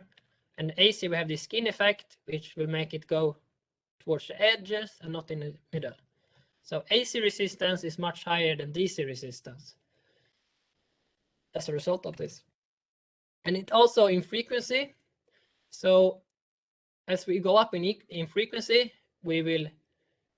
this effect will be enhanced even more, because frequency, you might see it as like we do it many times each cycle, and that would mean more losses, so to say. So here's just an illustration of that. And it's also important to note that when the diameter increase, the effect is also more clear. So as I said before, that if we have a very, very thin conductor, it will not be as show up as much than when you have a larger area of the conductor. So this is just how the physics behaves. So I think we have introduced two kind of things here now, like the skin effect, which can be seen as some where you only have one conductor, it makes it on itself. But then you also have this proximity effect, which is due to that you will have a leakage field affecting the other windings. So let's look at a transformer winding. It looks like this. So first off, you want to have many turns and you want to have a certain resistance in your power transformer. And if you would have a lower resistance, you would need to use more copper. And what they then do is that they make, of course, several parallel strands. You can see here, like and all of these are parallel, but you don't want to have only one large one, because then we would have problems with these eddy currents coming in that I showed you before. So they make this type of configuration to limit less eddy currents and also less skin effect. So as I said, that the area of the conductor, if it's smaller, you will have less skin effect, but also less eddy losses. So if a magnetic field will come in from perpendicular here due to the winding below it, for example, it will come in here and it will cause current to go in this loop. And then we are back at the case for the transformer core. We will have much less eddy losses because the current cancels out in the middle. So this is how you make your power transformer winding, because you have lower losses. So yeah, the power transformer will just be more efficient if you make it this way. Obviously, this can cause some type of problem because you can create some impedance between these turns. So that's why they twist it in the manufacturing, but that's a problem for the manufacturer and not us. So what the frequency response of stray losses then try to find is this type of situation, that the insulation between the parallel strands has been removed. It's been damaged, it's been whatever. And then we have this picture, meaning before, I can just explain also that this is like here it's conductive and here we have no current. It's just highlighted very much. But of course, this is a whole connector, but then for AC, the current will go at the end. But in this example, when the insulation, the blue one is insulation, yeah, it says there, good. And here it's been removed, so then we have one larger connector, and then we would have, well, we would have first off increase in eddy losses, because it will not cancel out here in the middle from the adjacent windings field, but we will also have more skin effect in this winding, so just more losses. And what's interesting about this type of fault is that it cannot be detected by the winding resistance measurement. It cannot be detected by turns ratio. So the only way to find this is if you actually look at the losses.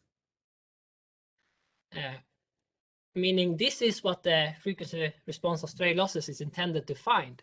You're looking for exactly these types of fault. That the insulation between parallel strands has been, maybe it's been local heating there, or maybe you have some during transportation or whatever. Like the Hydro-Quebec paper had found a few cases where this had happened, and they then used this method to identify this error.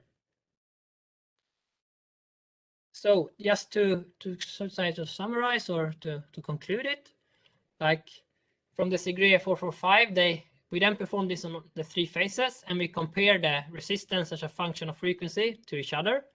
And if it's more than 15% difference, it's said that then it's a clear indication that you have this type of problem. And this is then coming from this Hydro-Quebec paper, they recommended it.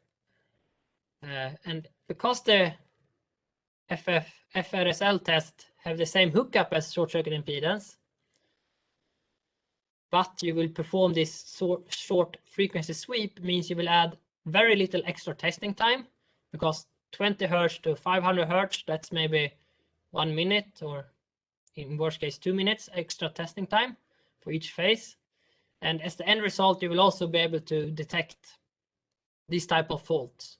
So FRSL is, if you, for example, have a problem with heating in your power transformer and the winding resistance looks all fine, then this might be a very good tool to test, so to say, to pinpoint error. And it's very important that it looks for specific faults, shorted strands, but Hydro-Quebec guys also use this to find displacement, meaning more of what Robert is going to talk about. But so one needs to understand what it's actually looking at and how it's looking at it. And the instrument that can perform this type of test today in our portfolio of instruments is the same one that performed DRM, our general substation test tuner. And then we do from 20 Hertz to 500 Hertz for this type of test. And yeah, that was basically it. So the short circuit impedance is the common test, so to say, but with only a small added testing time, you can get much more information from this type of test. So thank you. Ole. That was, I would say, a very entertaining presentation. We have a couple of questions. I believe one question is maybe reverting back to the first presentation that you have done.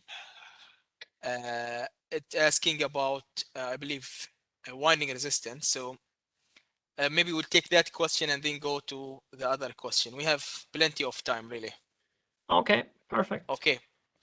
So the question says, sometime for star side addition of phase resistance not matching with phase-to-phase resistance, like 2U to 2V will equal, he gave an example here, 18.55, but 2U to 2N is 29.4222 milliohm.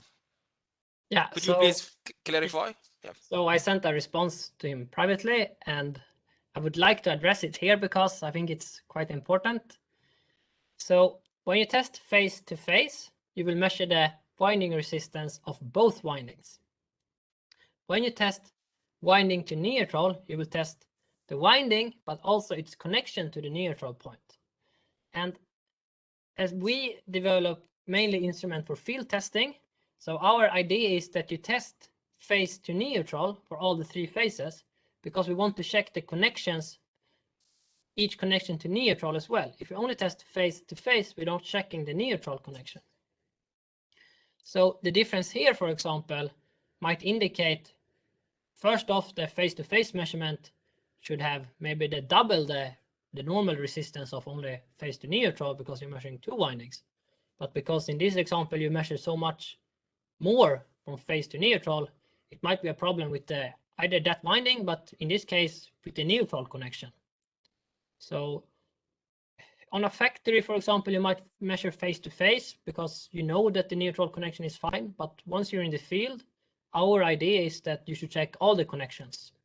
So, and that you perform with phase to neutral test. So that's, yeah, good question. All right. Another question now, back to short circuit impedance and FRSL. Is there a minimum required size for shorting conductor on the LV side, or we can just use a simple cable? So this is, I don't know how much I should go into this, but if I apply, for example, 10 ampere on the primary side, it's still a transformer, so that will be transformed to the secondary side, meaning it will be much higher. And also, if you short circuit and you have some impedance in it, that will add to the overall results. So in the standards, they say that it should be like a very correct short circuit, but normally it doesn't affect very much how you short circuit it. But it should be that it could handle the current that's being induced. I mean, sometimes you might not think about it, but might have several hundred amperes in that winding. So then you cannot just use, for example, a banana clip. But normally you should try to short circuit with very good short circuit, because in some cases it will affect the result if you don't. But it also needs to handle the current. But I know, for example, that some of our competitors might short circuit from the instrument side. So yeah. Right. Another question is asking if the OLTC is connected, can we still perform short circuit impedance test? This is And if yes, which tab to be connected to? This is a perfect question, and I should be covered this in my presentation. So that you're asking this means that you are actually listening. Nice job. So it should be on the nominal tap, because if you remove or add terms, of course the inductance will change, so to say. So it's defined in the nominal tap position should the OLTC should be placed in. So very good question. And sometimes if you get a wrong reading, oh, I have 2% error, then you might just be on the wrong tab, so you need to go up and down one to find a neutral position. So yeah. All right. Another question is a short circuit impedance test is recommended to be performed at site or at factory? I mean, as I said in the beginning, so at the factory, they do it with like the real they load. So the short circuit the secondary side, and then they apply. Then they want to have rated current in the secondary side, so they see how much voltage do I need to apply. If I need to apply 10% of rated voltage, then I have 10% impedance. So that's how they do it in the factory. So in the factory, they have to perform it because one, they want to verify the sign. It should be on the nameplate, and it's and you want to have it also for the losses of the power transformer. So obviously, in the factory, everyone performs it, but they don't use test instruments. They have their own test setups. And there, for example, the short circuit is very important because you have load current. So, but on the site, like what's the recommendation? I mean, obviously it's in the standard short circuit impedance. It's in the field guides, it's in the SEGRI and etc. So it's recommended to perform this type of test when you're in field or when you think you might have this type of problem. For example, if you had a strong short circuit and you're not sure if you want to turn on your power transformer, then obviously you perform this type of test. But yeah, it's recommended to perform in site as well. Good question. All right. Another question asking if we have no reference result from transformer manufacturer, then how we can detect any deformation of winding with FRSL?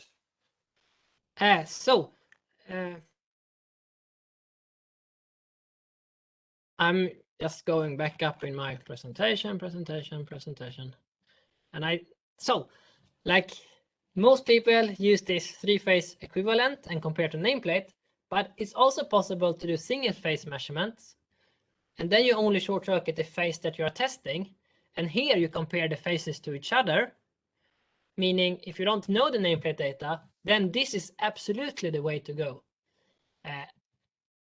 Then you compare the phases to each other, and please note that the FRSL test, you always compare with each other because you're looking at the resistance as a function of frequency. So you don't get the frequency value at 500 Hertz from the factory or whatever.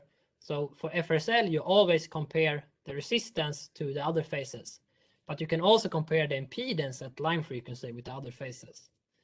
So just to clarify one more time, short circuit impedance, you perform it at one frequency, you get the impedance at that frequency. Frequency response of stray losses, you do it at many frequencies, so you get the same information from the short circuit impedance, meaning in the test report you get the percentage impedance, but you also get these type of curves where you get the resistance as a function of frequency. So yeah, you can perform it if you don't have any reference, no problem at all. FRSL, you do it every time without any real reference, but also the impedance you can perform without a reference. All right. Another question we have.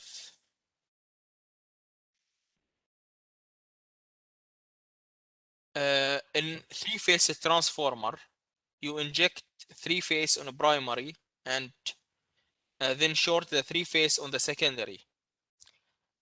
He's asking, but the neutral is not connected. Yeah, you don't short circuit the neutral connection. I think that was the question, or Yes, I think he was asking if in the shorting process, when you short the secondary, do you short with, or do you connect with the neutral as well? no, you don't include the neutral. All right. Another question is, what if you found abnormality through FRSL? Is there any other test that can complementary or support this? Is SFRA can detect fault, which FRSL can detect as well? Wow, this is a great question, and so obviously he's referring to the what Robert is going to present tomorrow, and then there's a test like frequency response analyze where you input a signal to its power transformer and you go a very many frequencies and you just see how it changes its amplitude. And in the normal amplitude graph, you will not see this type of effects that the FRSL is looking. But when you perform in our product called Frex, when you perform the test with that one, you can also look at the resistance as a function of frequency if you go into the software. So then you have the exact same measurement. But it will not show up in your normal, so to say, FRSL, LR, FRA graph. But you can access the same information because it's available through that test as well. I don't know if you have it in the manual, but yeah. So you can get the same information, but it doesn't show up in the normal plots. All right. It seems that you have quite the questions, really. We will try to answer them very quickly if possible, so we can have a quick break before the last session. I can also type responses to the questions. All right, then I will focus on the questions that might require to be addressed to everyone, because I see some questions are quite easy to be answered. I can even answer them myself. The question is it possible to perform short circuit impedance from the LV side? Yeah, to reduce the short circuit current. Great idea. Yes, absolutely. You can form it on the secondary side as well. Obviously, you might need to do some kind of conversion of the value of the measured value. Like you need to take the turn rate to power by 2. But yes, you can test from that side as well. And okay, so yes, that can also be done. I will not go into more details there, but yes, that can actually be done, and it can be quite useful in some situations. Another question is asking if a transformer is connected to a circuit through cable, can we perform short circuit impedance? I mean, obviously, cable will have impedance, so you will get wrong nameplate value. But if you use it as some kind of reference measurement, so that when you install it, might be possible. But I mean, I can't recommend or say this, but just thinking out of my head, I mean, you will not get the same measured value, but if you connect the cables and you measure it when you know everything is fine, you maybe can use that as a reference later on. All right. There are some, I would say, short questions that we might can answer very quickly. So one question is that is short circuit impedance same as percentage impedance? Yes. Okay, another question is how much is the ideal injected voltage should be? So like from the IEEE field guide, it says that like the leakage field is not current or voltage dependent. But the thing that can explain where you have higher accuracy if you have a higher voltage, sort of same can be said also with this test. So if you would test with a very, very low current, you might have some problem with accuracy. But I mean, then you would test with a very, very low current. So normally 1 ampere, 10 amperes, I have not seen any difference. So for our instrument, we inject a current because you want to know what the current on the secondary side might be. So we don't regulate on voltage in this case, we regulate on current. So the voltage will be whatever it is. But obviously, if you have a very high leakage impedance, you might not be able to inject 10 ampere, for example. Then you might only be able to inject 1 ampere or whatever. Right. But yeah. And another question is, I believe this is repeated again. What is the recommended tab position for when testing a FRSL? So then we learned it was nominal tap. But I mean, for FRSL, that's actually an interesting question, because if you go to where you have the full winding connection, then you're also going to check those windings for this type of problem. So the short circuit impedance nameplate needs to be measured at the nominal tap, so you can compare with nameplate value. But I would always maybe say that if you test the full winding, meaning you have the maximum voltage in your tap changer connected, you will test those strands as well. So I guess that would be a better assessment for the resistance as a function of frequency. Right. I see this question has been repeated like twice or 3 times now. Is FRSL test is just the same as SFRA? No. Or another question also asking the same thing. Can FRSL be replaced with SFRA test? So I also responded this, that FRSL can be replaced with FRSA test, but you need to, in our instrument, go in and select to see the resistance as a function of frequency. And then only, of course, for the short-circuited test in the FRSA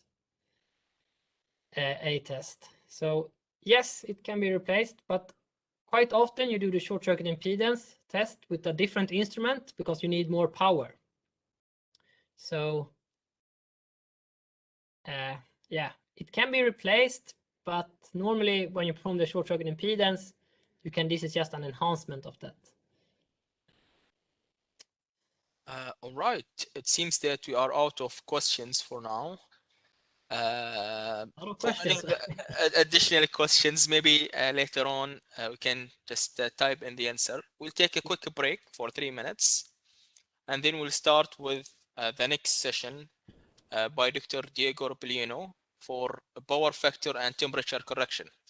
Thank you very much, Ole, and it was really entertaining presentation. Great. Thank you very much. Take care, everyone in the audience.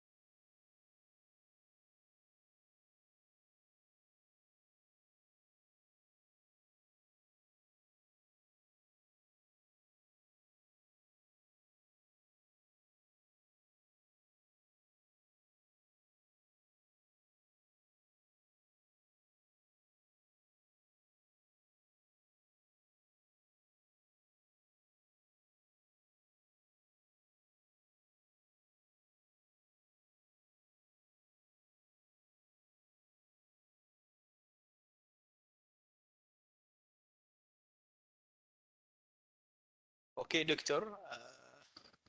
I believe it's time for your session. Whenever you are ready, the floor is yours. You can begin. Can you see my screen already? Yep, we do. Okay, well, good morning, good afternoon to everyone. My name is Diego Robolina. I'm the Business Development Director for Power Transformer Testing with global responsibilities for Megger. And today we're going to be talking about one of these interesting topics in the transformer diagnostics, which is power factor testing or tan delta testing or dissipation factor testing. So let's go because there's lots of material to cover today. Thank you very much for your attention, and here we try to go. So let's do a brief introduction talking about transformer insulation and some of the degradation mechanisms. When we talk about transformer life, right, one of the most important things is that we need to recognize the term loss of life is not always well understood. And loss of life has always meant loss of insulation life. I took these words from a very practical book in the industry, the Transformer Maintenance Guide, where it says that the life of the transformer is the life of the insulation, and the life of the insulation is a controllable factor. And I like this part especially because if it is controllable, how do we control that? Who is responsible for controlling that? And of course, the transformer, the insulation that we have mainly is made out of solid insulation in the form of cellulose, so which is an organic product. And we have liquid insulation, typically mineral oil, but nowadays we see more and more getting into the synthetic and natural esters that are becoming very popular, especially for distribution transformer size. And again, this is coming from hydrocarbons or it's coming from vegetable oils. So as you can see, again, it's lots of organic chemistry involved in the insulation system, but it's organic. So one thing that we have to remember about organic is that it has a process of aging, okay? And the aging is unidirectional. It goes only one way. One of the things that is important to mention is the aging mechanism. And there's basically three mechanisms contributing to the transformer insulation degradation. And those are hydrolysis, oxidation, and pyrolysis. Water and oxygen is something that we can manage, right? If we can detect the level of water, the moisture in the insulation, we can detect the oxygen, we can always process, right, the insulation in a way to minimize those two. But heat is controlled by the transformer operator and personnel. So the loading system, the loading controlling part is what really brings the thermal operation of your transformer. So as you can see, if we put this oxygen, water, and heat, those three guys are very, very good friends. And if you see the LOL, sometimes for some of the teenagers, that means laugh out loud. But for a dielectrics person, that means loss of life. And that is not exactly what we want to see happening in one of our power transformers. So the reason for testing the insulation, of course, is because insulation tends to degrade. And it's not just an aging process. It could be degradation due to electrical stress, due to mechanical stress, due to chemical attack, thermal stress, of course, and environmental conditions. All those together work unidirectional, attacking the condition of the insulation system, of course, degrading the insulation. As we can see, that we were talking about the cellulose and the oil. So when the cellulose starts degrading by the process of oxidation, we will see that some of the byproducts here will be carbon monoxide and carbon dioxide plus water. On the other hand, if the process is due to hydrolysis, we will see the formation of acids and water. So keep in mind that from the cellulose, we have one of the main byproducts out of the aging, normal aging process will be water. And that will be accumulating in the internally in the transformer. And of course, they will derive as well into broken polymers. We understand that the cellulose has an initial condition for the degree of polymerization. And there's one of the limitations, I would say, one of the definitions of end of life for the solid insulation, which says that the degree of polymerization, or the DP, will be in the range of 150 to 200. So we keep this in mind, and then when we talk about the oil, the oxidation of the oil will create carbon dioxide plus water, and then we start looking into additional degradation that will derive into alcohols, aldehydes, ketones, peroxides, acids, and finally some sludge that might be accumulated at the bottom of your transformer.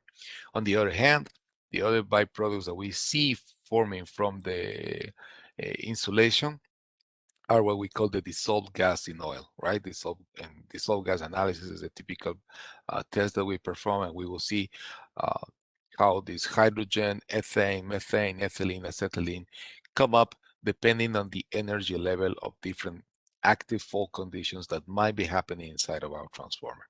So now that we understand that there's a process of insulation degradation, we need to understand how to see, how to control, how to monitor this process of degradation, and when to say, hey, it's about time to do something else with our transformer. So let's talk now about power factor testing. Power factor, dissipation factor, or tan delta testing. It's a very interesting tool and a very practical tool. It's a preventive diagnostic tool applied not only to the insulation system of power transformers.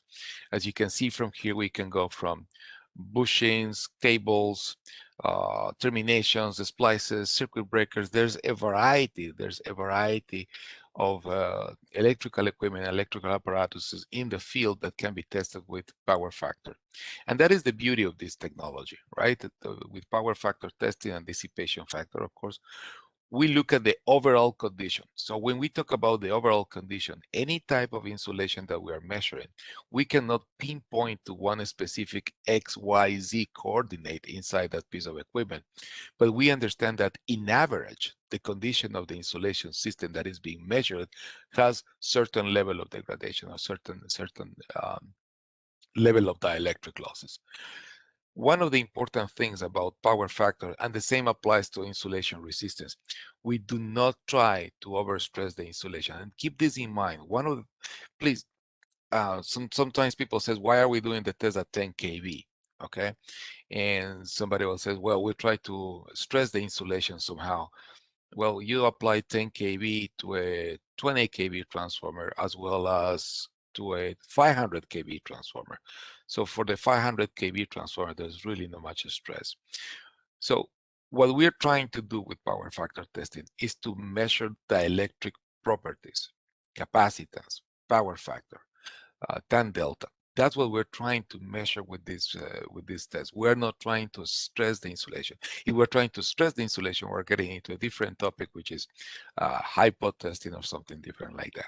So remember, we're always looking into this overall understanding of the condition of the insulation system that we are testing. When we perform a power factor, dissipation factor test, our instrument is looking not only into the power factor value per se, but we look into capacitance and the AC dielectric losses. When we think about this, capacitance is one of the most important parameters that we can assess on the insulation system, and is related to the geometrical condition of the winding as well. So keep this in mind. The AC signal draws a charging current, and this one is composed of capacitive and resistive current.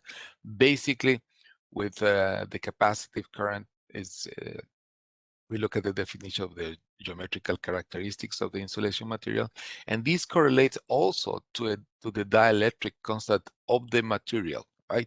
That we also know as the relative permittivity. With that being said, the data that is gained from the power factor test is not just power factor value, it's capacitance, it's leakage current, and it's watt loss. So all of them can be used for the analysis of the power factor test. One of the things, just very quickly looking into the information here, you can see based on these equations, if we look at the capacitive current will be defined by the capacitive reactance, the voltage that is being applied, the electric field that is being applied. The geometric capacitance is given by the geometry of the insulation system, the electrodes that are forming or surrounding that insulation material. When we talk about the capacitance itself, is related to the permittivity, the relative permittivity that is specific of the material. Here we have the permittivity of free space, which is generic here, And then when we look at the, again, at the capacitive current, you see that is a function of frequency, voltage, geometry, and of course the permittivity of the material. So you can see in this simple equation all the components of the information that we're getting from the power factor test. Of course, looking into the insulation diagnostics by power factor method, you see that the losses occur based on the electric field that we apply. There's a polarization process, and we're looking into these conductive losses. And during this polarization process, right, the losses that you will see are due to this electronic, molecular, or orientational polarization. Basically, this is what we are testing here. We apply a sinusoidal signal, right? And this sinusoidal signal will direct these polar components, right? And we'll try to direction and move some of them, right? Depending on what kind of, if it is a monopolar, positive or negative, or if it is a bipolar component. Anyway, so when we talk about capacitance, let's look at it from the very beginning. When we talk about capacitance, of course, which is representing the insulation material, this insulation material or this dielectric, which is in between two electrodes. The voltage that develops depends on the charge that accumulates at the electrodes. And of course, we have this equation to represent the relation between current and capacitance as a function of the variation of voltage as a function of time. We always say in this application for capacitance that current leads voltage. An example, of course, is this insulation system. We can see clearly here how this affects in this case. So this is the relationship that we will have between voltage and current when the voltage is applied to a capacitor. On an ideal capacitor, right, we have this leading effect by 90 degrees exactly. And again, if we are talking about just power factor per se, basically we're looking into this angle. If we were talking about power factor for a power system, we will be looking into a cosine of 0 degrees, right? Which will be very close to unity. But when we talk about the power factor for dielectric systems, we look into the cosine of about 90 degrees, which should be very close to 0. And that's our target. So coming here, we will see exactly a little bit on how this is done in the insulation and the way that we try to, in a very simple way to represent the dielectric system is by the capacitor in parallel with the resistor. This resistor represents the losses in the system. As I said, and I mentioned before, a capacitor or an insulator in this case is not perfect, right? So there's no ideal insulation in our transformer or in any other electrical apparatus, and therefore some losses will be found. Looking into the characteristics of the capacitive reactance, right, derived from here the capacitance, and of course here's our power factor, which is a cosinusoidal function, right, will be IR versus with respect to total current, right? And if we look into the tan delta, is basically IR or component from the resistive component with respect to the capacitive component. And of course, these are the power losses that we're looking at. So there's something important here to mention. We are looking at a power factor and dissipation factor, and typically we use the same terminology when we refer to the dielectric losses in this test. But you can see that it's a different angle. This is phi for the cosine, and this is delta. The angle between the total current and the capacitive current is delta. The angle between the voltage and the current is phi. So it's two completely different trigonometrical functions on two completely different angles.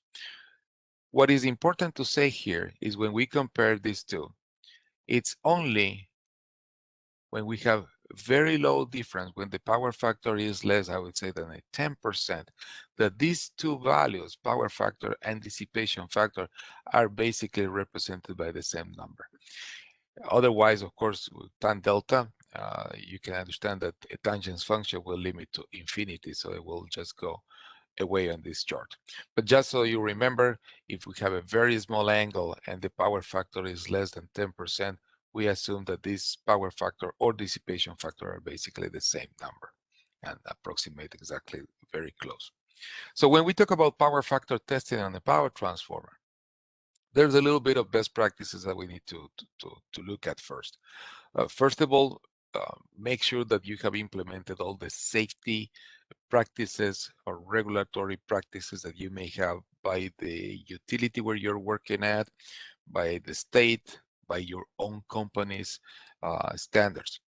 You need to have good sorting of the bushings, right? Done point to point. Make sure that that is being done. You need to keep some sufficient clearance. You need to consider environmental factors, right? If it is raining, of course, you're not doing this test. You need to try to avoid testing in very high humid conditions, right? Sometimes it might be foggy and you try to do the test and the results might be completely awkward. Sometimes we say avoid testing at freezing conditions. It's kind of a common suggestion, even though we have seen that the test can be performed. There's some practicalities and some analysis that needs to be carried out, but I don't think that freezing conditions is one of the biggest concerns for the group or the audience that we're talking today. I think that if we're talking about very hot conditions might be the interesting point, but at that point it's very simple to perform the power factor test. And of course, make sure that you try to isolate the transformer completely. And many times we have the question, what if I cannot isolate it? Well, anything that you add to the transformer will add to the overall assessment, right? And because power factor is an overall condition assessment tool, then anything that you add will contribute somehow. Anyhow, so for power factor testing, we have different modes. One is called the ungrounded specimen test, or the UST, where the ground acts as a natural guard, right? And then we have the GST, or the grounded specimen test, with or without the guard. So we have those two basic and fundamental testing modes, right? And you can see here we have a device under test and we have an AC source. It all depends where we put the ammeter. So on the first condition, we have a GST test, and you will see that now the flow is directed to the ammeter. Everything is measured on the GST ground or the GST overall. All the leads are measuring. When we look into the GST guard, the only one that is being applied here is the ground. That's the only source of information to our ammeter. Okay. And then if we have a UST test, the only one that is provided the information, right, in this case will be the measuring lead, in, let's say the red lead in this case. So that's the way that it's working. All these relay switching condition is happening inside the instrument, so there's nothing that you have to be worried about. Most of the time you just set up the test set for a multiple testing practice, right? And it will be switching from a GST GND to a GST guard to a UST red or blue, depending on what the settings are. And the system does it by itself, so there's no need for the operator to do any switching, any changing or swapping the leads. With that being said, in this case, you can see exactly how this is working. If you're doing an overall test on your transformer and you look for your high to ground plus your high to low, you will use the GST GND test, right? Where you have, of course, you are injecting from the high voltage terminal or high voltage electrode in a better way. You are looking into your CHL, your high to low capacitance, as well as your high to ground capacitance, and both are feeding your amp meter. And then you have your high to ground, and for your high to ground, you are only looking into one of them, right? And there's a guard. So the guarded electrode in this case is your red lead. So the only information that you get is from ground. And then if we look into the CHL, in this case, you avoid the measurement from ground, and the only information that you get is from the high to low capacitor. Same thing, we're looking to another slide here for the measurement. If you're doing on the low to ground, high to low, very similar process when you swap the leads and you start testing from the low voltage side. Is exactly the same process. You go now to your low to ground and then you do again your CHL. So these are the mechanisms for the testing of the power transformer, right? From the high voltage side, from the low voltage side. And you can see here the different measurement modes. You have your UST, your GST, and your GST guard, red and blue. That's basically the way that they are configured internally. And this is just a description. You will receive the presentation, so I'm not going to spend much time reading this. These are just the different configurations for each specific mode that you will find on your power factor test set. One of the very interesting things to do as well, of course, is power factor testing on your bushings. And the most important capacitance, I would say, is testing the C1. But we do both. You do your C1, which is the main capacitance of your bushing, and you do your C2, which is basically between your tap and ground. And you can see here the way that you're going to be testing for C1. Basically, you energize the main conductor and you measure through the tap. When we go to the C2, we can energize now from the tap, right? Our red lead will be making a guard on the main conductor, and we measure through ground the C2. So that is the way that we will get C1 and C2 from our bushings. Something that is interesting about bushings is that typically the routine testing of high voltage and extra high voltage oil impregnated paper bushings, or RIPs or IRS, is looking to capacitance C1 and C2. It's very important capacitance, because if one of the layers of that graded insulation fails, that will be very, very easy to see with the change in capacitance. The other thing, your power factor and dissipation factor, or tan delta, at line frequency, 50 or 60 hertz, looking at C1 and C2. One of the very not that common things that are happening in the field is that some utilities, if they have a very well-trained crew to do this, they may do some oil sampling, and they will try to run some chemical and dielectric properties. I know that especially customers with extra high voltage bushings, 500 kV and above, may take samples for DGA analysis. If we look into this, of course, for high voltage bushings, we have IEEE C57-1900, and they have some general requirements for the testing. One of those is that the bushing shall be mounted on a supporting structure, the bushing shall be completely assembled, and the bushing shall be dry and clean. How many times do we dry and do we clean the bushing before the test? That is a question. The other thing, and this is what triggers me, my attention most of the time, is how can we request this, that the ambient temperature at the time of the test shall be between 10 degrees and 40 degrees C. Maybe for some regions in the world that is doable and that is practical, but not for everybody. And you can be in situations where you might need to test either below 10 degrees C or above 40 degrees C. And absolute humidity is a condition that you cannot control, but you can fight it a little bit. And of course, this condenser bushing is very practical. Like I was telling you, this is the main insulation that we have for our C1. As you see, is a graded capacitor. So you have different layers of insulation, and each layer corresponds to one capacitor.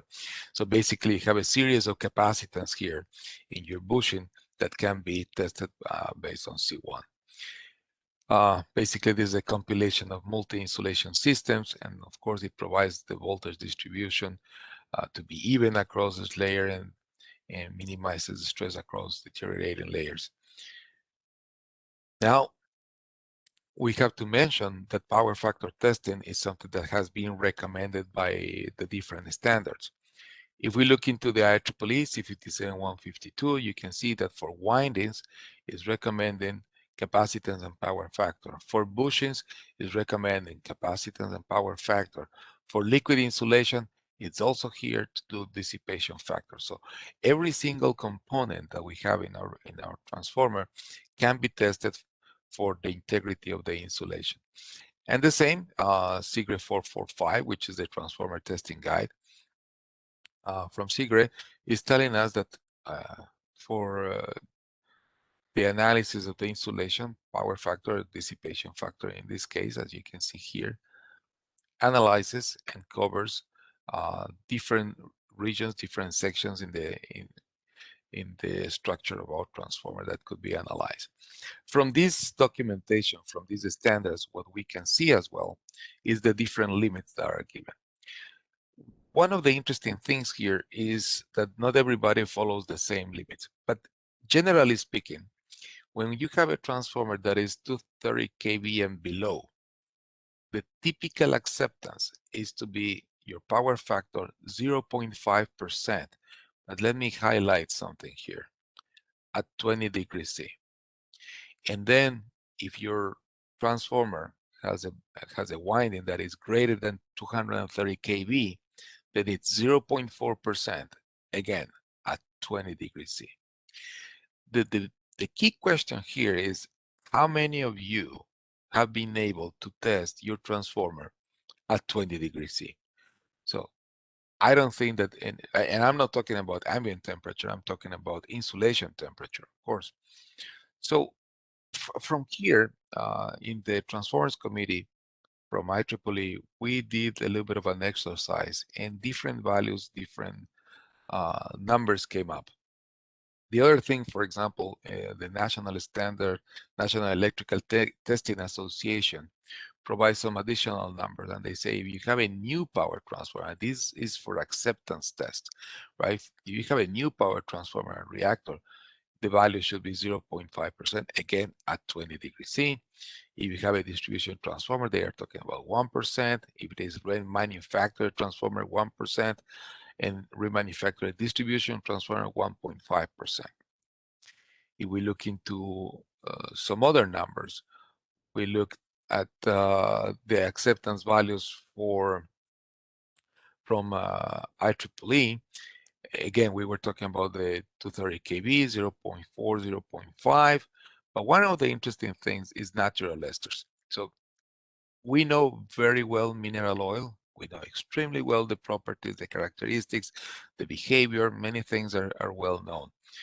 As I said, in the last 10 years, we've been in this transition into new types of liquid insulation, mainly natural esters and synthetic esters. But there's still work to be done. Even right now, the standard says, well, for a new power factor, in your transformer, maybe 1%, but if it is in service, also the limit is 1%. And that is something to argue about. We have seen in practice brand new transformers filled with ester fluids with very low power factors, 0.25, 0.3%. And we have seen units in the field already in service with 2%, and that did not mean exactly that there was any kind of issue or problem directly related to the insulation condition of that transformer. So there is still work to be done. We are investigating, as well as other researchers, how to better analyze and assess the condition of the insulation system when it's filled with ester fluids. One of the interesting things, and I was highlighting the 20 degrees C because we want to talk about temperature dependence of your power factor. When we look at your power factor testing, right, basically your power factor is 1 point in the spectrum, in the dielectric spectrum of your insulation system. And we're just looking at one value. So it's one single reference point. And what is good, what is bad? If I say something like, okay, 0.15, is that good or bad? 0.2, is that good or bad? 0.7, good or bad? Just by itself, it's telling me nothing. I may need to go on the second level of analysis and perform some trending analysis and look how this power factor value has been moving throughout the time. So let's say in this example, we started in 1990 with this value somewhere close to 0.22, and it has been going up and then a little bit down and then keeps going up. At a certain point, somewhere in 2010, probably the maintenance manager or the person who was in charge was looking at these numbers. He was surprised because of the increase of power factor. And probably they did some cleaning, some processing of the liquid insulation, and they brought it down, and it has been more or less stable. So this is a second level of analysis, looking into the historical data, right? Trying to manage, again, these three enemies of the insulation: the oxygen, the water, the heat. But most important thing is this thermal dependence. Like we were saying, power factor is dependent on temperature, and when the dielectric response starts changing, when the properties, the dielectric properties and the condition of the insulation starts changing, we will see that the behavior of the dielectric losses is somehow related to the behavior of, as well as the temperature dependence that we have for this transformer. And that's the reason why IEEE since 2010 stated that no single correction curve will fit all cases. Up to 2006, in this C571290 standard, we had a curve for correction of bushings and a curve for correction of transformers, but that was eliminated because there's no one single curve that will fit all cases. And even if you have if you're trying to use some table correction factors, that table corresponds probably to a transformer from manufacturer under new conditions, and it's not the reality of the unit that you're testing today. You can see in this example quickly, if we look at the 50 hertz somewhere here, and if the transformer is only with 1% moisture in the solid insulation, you will see that the variation of your power factor at different temperatures, we're going from 5 degrees C all the way up to 50 degrees C, right from here to here. You can see that the changes are minimum. There's very little variation in a good condition insulation system, especially at line frequency.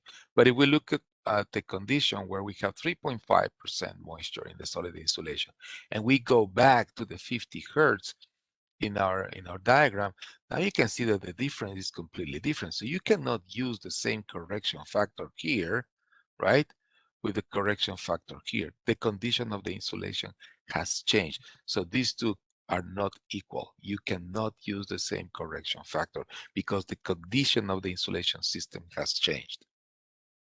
So what we apply now is what we call the individual temperature correction. We understand that the shape of the dielectric response, the power factor or dissipation factor as a function of frequency, does not change drastically with the temperature.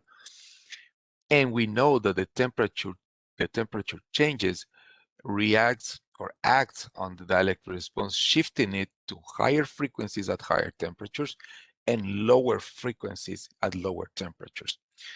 To make this more practical and more graphical, if you look at this graph right now, this is my 20 degrees C, this is 40, this is 60, and this is 80 degrees C.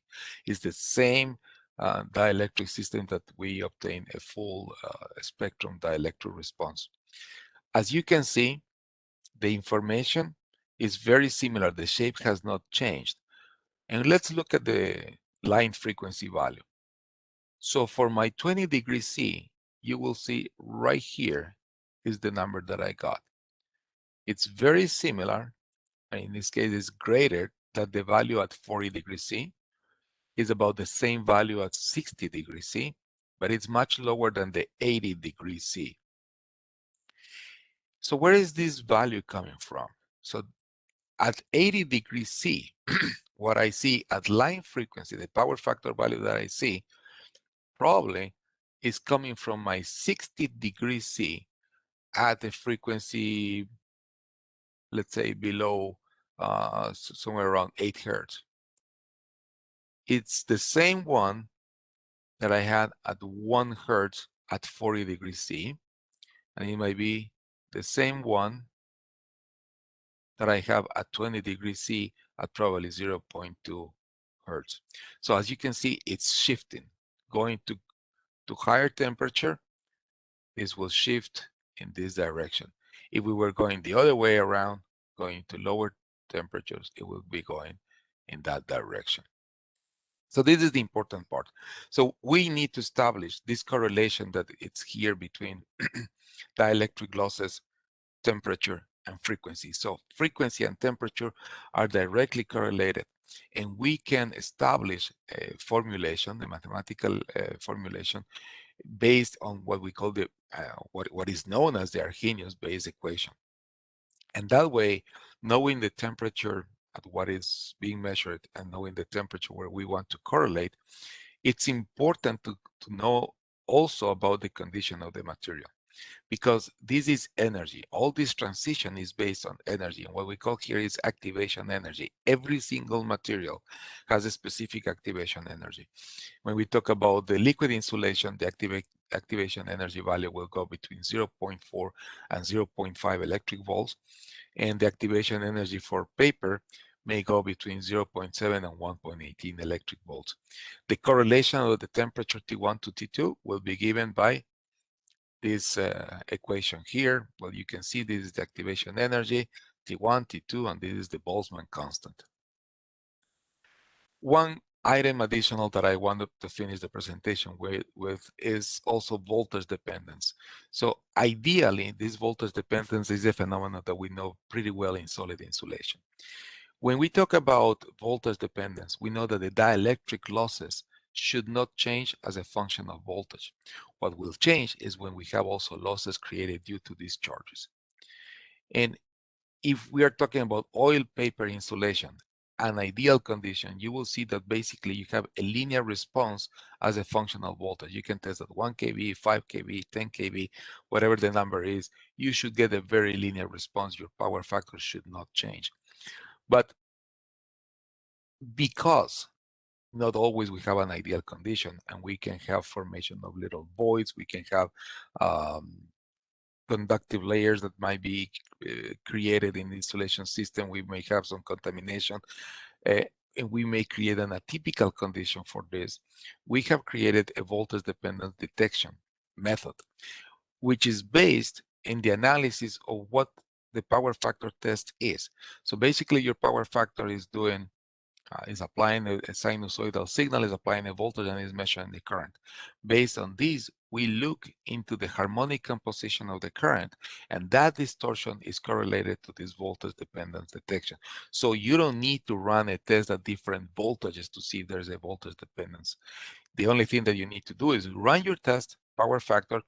The system will analyze the harmonic contents of the current that we're measuring, and will give you a value that will correlate to this. And you can see this is solid insulation, so it's not linear. You will have a certain level where the dielectric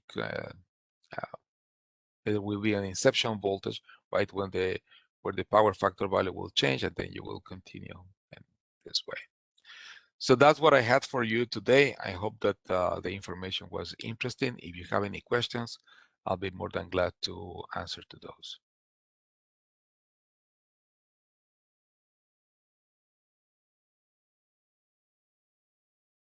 Okay, thank you, Doctor. We have a couple of questions, but if anyone have any questions, we still have a lot of time until the event finish for the first day.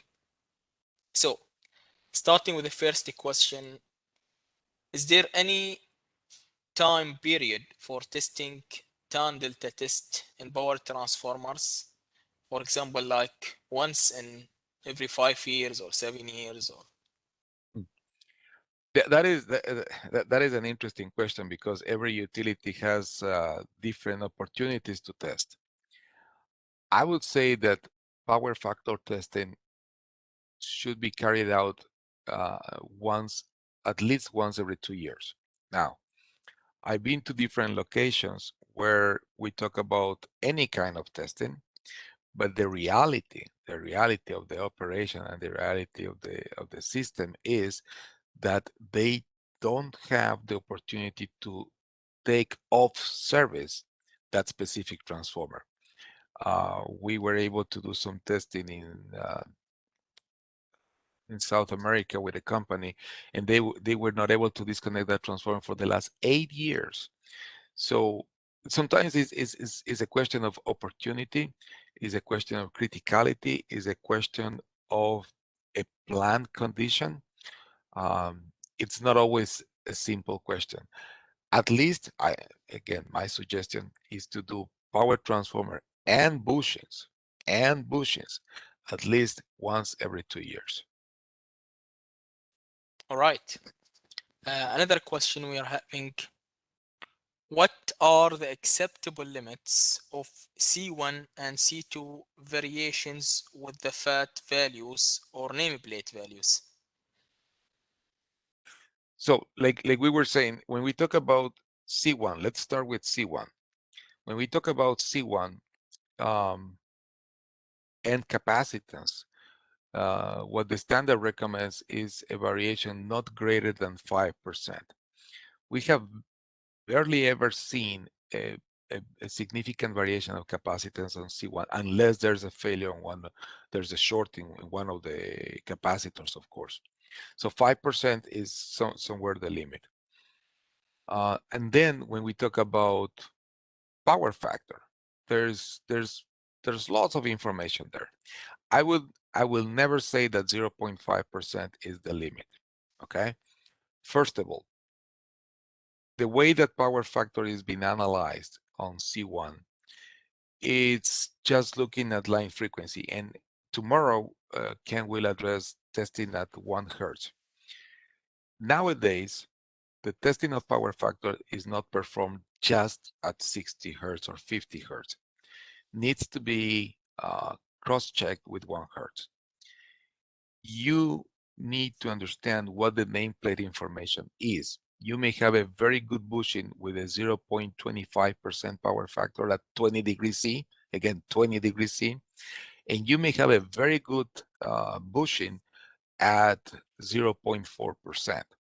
So that is critical. The first comparative analysis you need to carry out is versus nameplate, but the most important thing is how you're going to correct to 20 degrees C. If you are trying to correct by table, you will be off. Anyway, and I have seen people approving results when the power factor has improved. It has gone from 0.3 in the nameplate, and now they have 0.2, and they're extremely happy to have a 0.2. But the question is, do you think that the insulation has improved? That's not going to happen, right? It's in service, it's working. So there's something wrong here that you maybe need to analyze. And for that, I think that we at Megger have done lots of work, and I can provide lots of information that has presented recently to CGRE on the analysis of bushings. So for C1, on the power factor side, the standard says 1.5 times up to 2 times the power factor value. That might be probably in a few cases that it might be too late.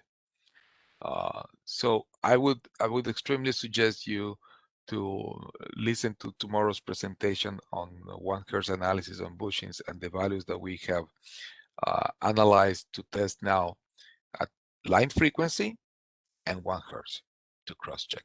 Regarding C2, C2 is extremely variable, and depending on the type of construction that you may have, what is interesting to do with the C2 is to compare the 3 bushings. You have 3 bushings mounted on the transformer at least that might be similar condition, unless you have a single phase auto transformer. But if you have 3 bushings, similar nameplate, similar condition, your C2 should measure similarly. C2 may change once installed on the transformer. So what is most important to me is sometimes not the nameplate, but the commissioning value. What was the commissioning value and the trending analysis? All right. We have another question asking how much voltage sweep and frequency sweep are recommended during overall insulation of bushing insulation measurement. Okay. The new technology for power factor testing will allow you to go between 1 Hertz and 500 Hertz. And I would say that especially this decade, logarithmic decade between 1 Hertz and 10 Hertz is extremely important for your analysis. But again, needs to be properly corrected, to be normalized, and to be evaluated. Between 1 and 10 Hertz, you have a more sensitive component of your dielectric response, right? When you look into the 10 to say 100, say 200 Hertz, is a very linear, very stable part of the dielectric response. So changes might not always be seen, okay? So from the frequency side, for your power factor testing, now the capability is to do between 1 Hertz and 500 Hertz. From the voltage variation point of view, you can regulate between 0 volts all the way up to 12 kV on the portable power factor test set. And depending on the voltage, if you want to play with voltage and frequency, we can go, for example, down to 1 Hertz at 250 volts. We can go to, I don't know, 10 Hertz up to 3 kV. And if we want to play between 45 Hertz and 70 Hertz, we can apply 12 kV. So remember that internally in your transformer, in your power factor test set, you also have a little transformer stepping up the voltage, right? So need to make sure that you don't saturate it and your voltage to frequency ratio is within the conditions of operation. All right. Another question is asking, is there any difference on testing standard for BF, I believe, power factor, and DF, dissipation factor test? No, it's the same. All right. Another question asking is, what is the effect? What affect most the DF, water content or acidity? Okay, dissipation factor depending on what frequency, right? You can say, for example, water content. Water content for dissipation factor at line frequency, you need to have at least 2%, right? Moisture in the solid insulation to see a significant effect. You will see different changes on different proportions. But one thing that I really want to be clear here is when you talk about power factor, you're looking into one specific region. If you want to talk about moisture and the effect of moisture, then the moisture will be more representative, in the dielectric frequency response test. Okay, so if we go into that, now we can talk about the different regions, and I will say to the higher frequencies, of course, moisture in the solid insulation, and the very low frequencies is moisture in the solid insulation, the most influential giving changes in that regions. And in the middle region, right, the biggest influence or the most influent material is liquid insulation. So we have to understand what is affecting here, okay? And if we're talking about dissipation factor is basically affected by the condition of the overall insulation. If there is something that is making it conductive, right? If there's something like water that is changing the analysis, if there's acidity. One of the things that I want to talk about acidity here. You can always run a test of oil. One of the biggest benefits of having liquid insulation in your transformer is that you do not have to disconnect your transformer, and you can take a sample, take it to the lab, and run a physicochemical analysis. One of the analyses that you have is acidity. Okay, and there's many people asking, will the dielectric response be changed by acidity? Well, if you have acidity, that's something that you have to deal with, but that's something that you do not need to wait to run your power factor test or your dielectric frequency response test to take action about, right? Or to recognize that. So make an acidity test, measure the level of acidity, okay? Right. We have quite a few questions, but before we continue with these questions, I would like to highlight that we are reached the end session for our today sessions for the first day. So if anyone of you are leaving, please feel free to fill the feedback form at the end when you exit the session. And also, if you would like, you can use the registration link, which has been shared in the chat window for the next day, tomorrow. We're also starting at the same time tomorrow as well. So continuing with the questions, we have a 50 MVA power transformer, 80% loaded throughout the year. What are the tests required to maintain our transformer healthy? Okay. I would say if you have a 50 MVA transformer and when you say 80% loaded, sometimes the 80% loaded doesn't tell me much. What I would like to know is what is the thermal profile of your transformer. If it is an average of 70 degrees C, 80 degrees C, 90 degrees C, that would be probably too much. But what is the average of the thermal profile? That would be interesting. If I would like to add, he's also adding the location is UAE region. Still geographically, I don't know. Yeah, but you may have some high temperatures, ambient temperatures, but I don't know what the temperature of the top oil or the winding temperature as a thermal profile. But nonetheless, let's say that this is a transformer that is continuously loaded, right? 80%, let's say that it is running about 80 degrees C, okay? So this transformer might be tested at least once every 2 years for power factor, but let's do a little bit more about it. Let's do a benchmark. Before we get into any decision about testing, generate a benchmark. Bring the equipment that will give you a good profile about the electromechanical condition of your transformer and the dielectric condition of your transformer.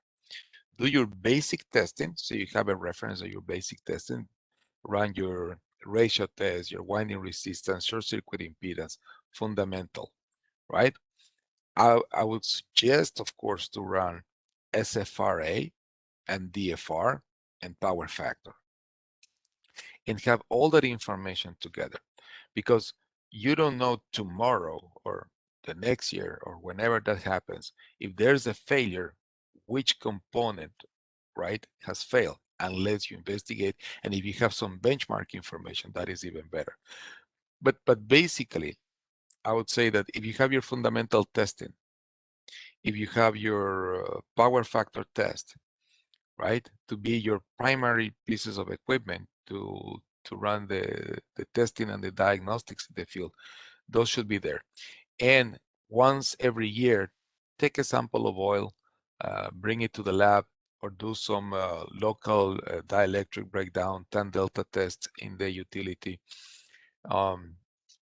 You can do some DGA, right, once every year. That will give you a good idea what the condition is of your transformer. And if you have any question about that, just shoot an email. Let me know. We can look into some values, whatever you have right now, and we can look into a better way to assess the condition of that transformer. Right. What the meaning of having a negative result of a tan delta test? Dissipation factor.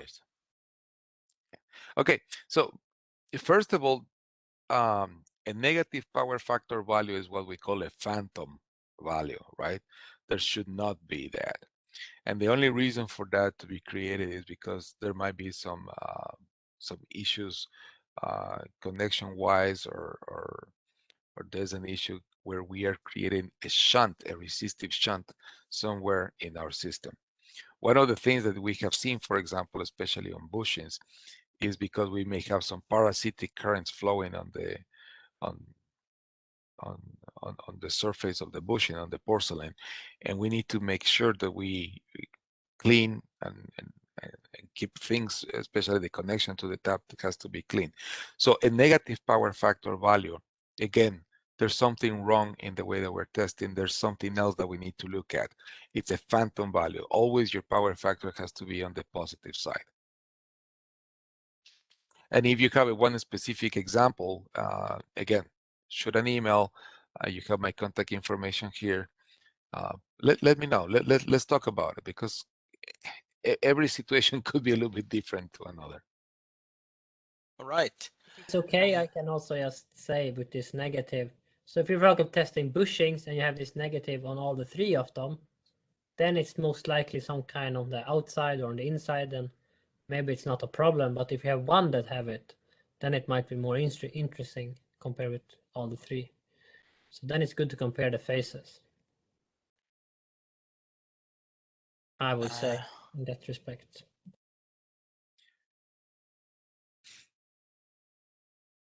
There is another, I would say, more of a comment rather than a question. Okay. Select a panelist for recommendation for power factor and tan delta test. I'm not sure I understand that very No, well. I think that is something else. Selected panelists in the Ask Many Person interview could. No, I don't know what that is. That's not related to power factor for sure. All right. I believe we have reached to the end of our session today. I would like to thank everyone for joining us today. I hope it's become an informative and also enjoyable session for you. For any questions, additionally, we have tomorrow as well, that you can maybe get the live answer immediately for your questions. Just quickly, I would like to show the agenda for tomorrow. Would you please give me the presentation, right, Diego? 1 second. This. Right. Do you get it?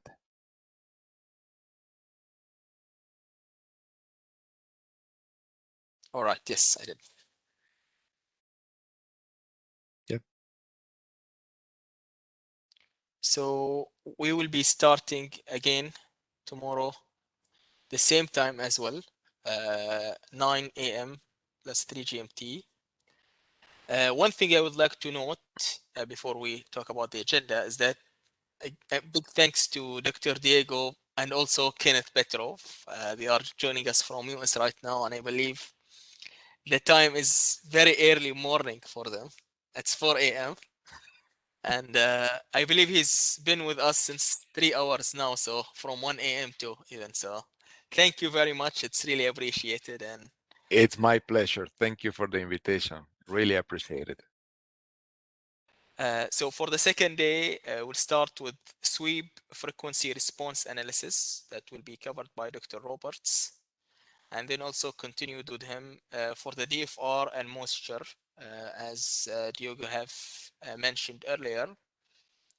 And then Kenneth, again, he will start explaining the 1 Hertz, I would say, testing bushings at 1 Hertz. And we'll be ending with the integrated test bands for transformer testing.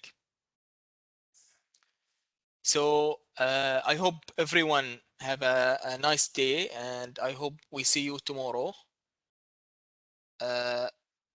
For any questions coming later on, we'll sure to have answer to you about them. I hope everyone have a nice day, and goodbye.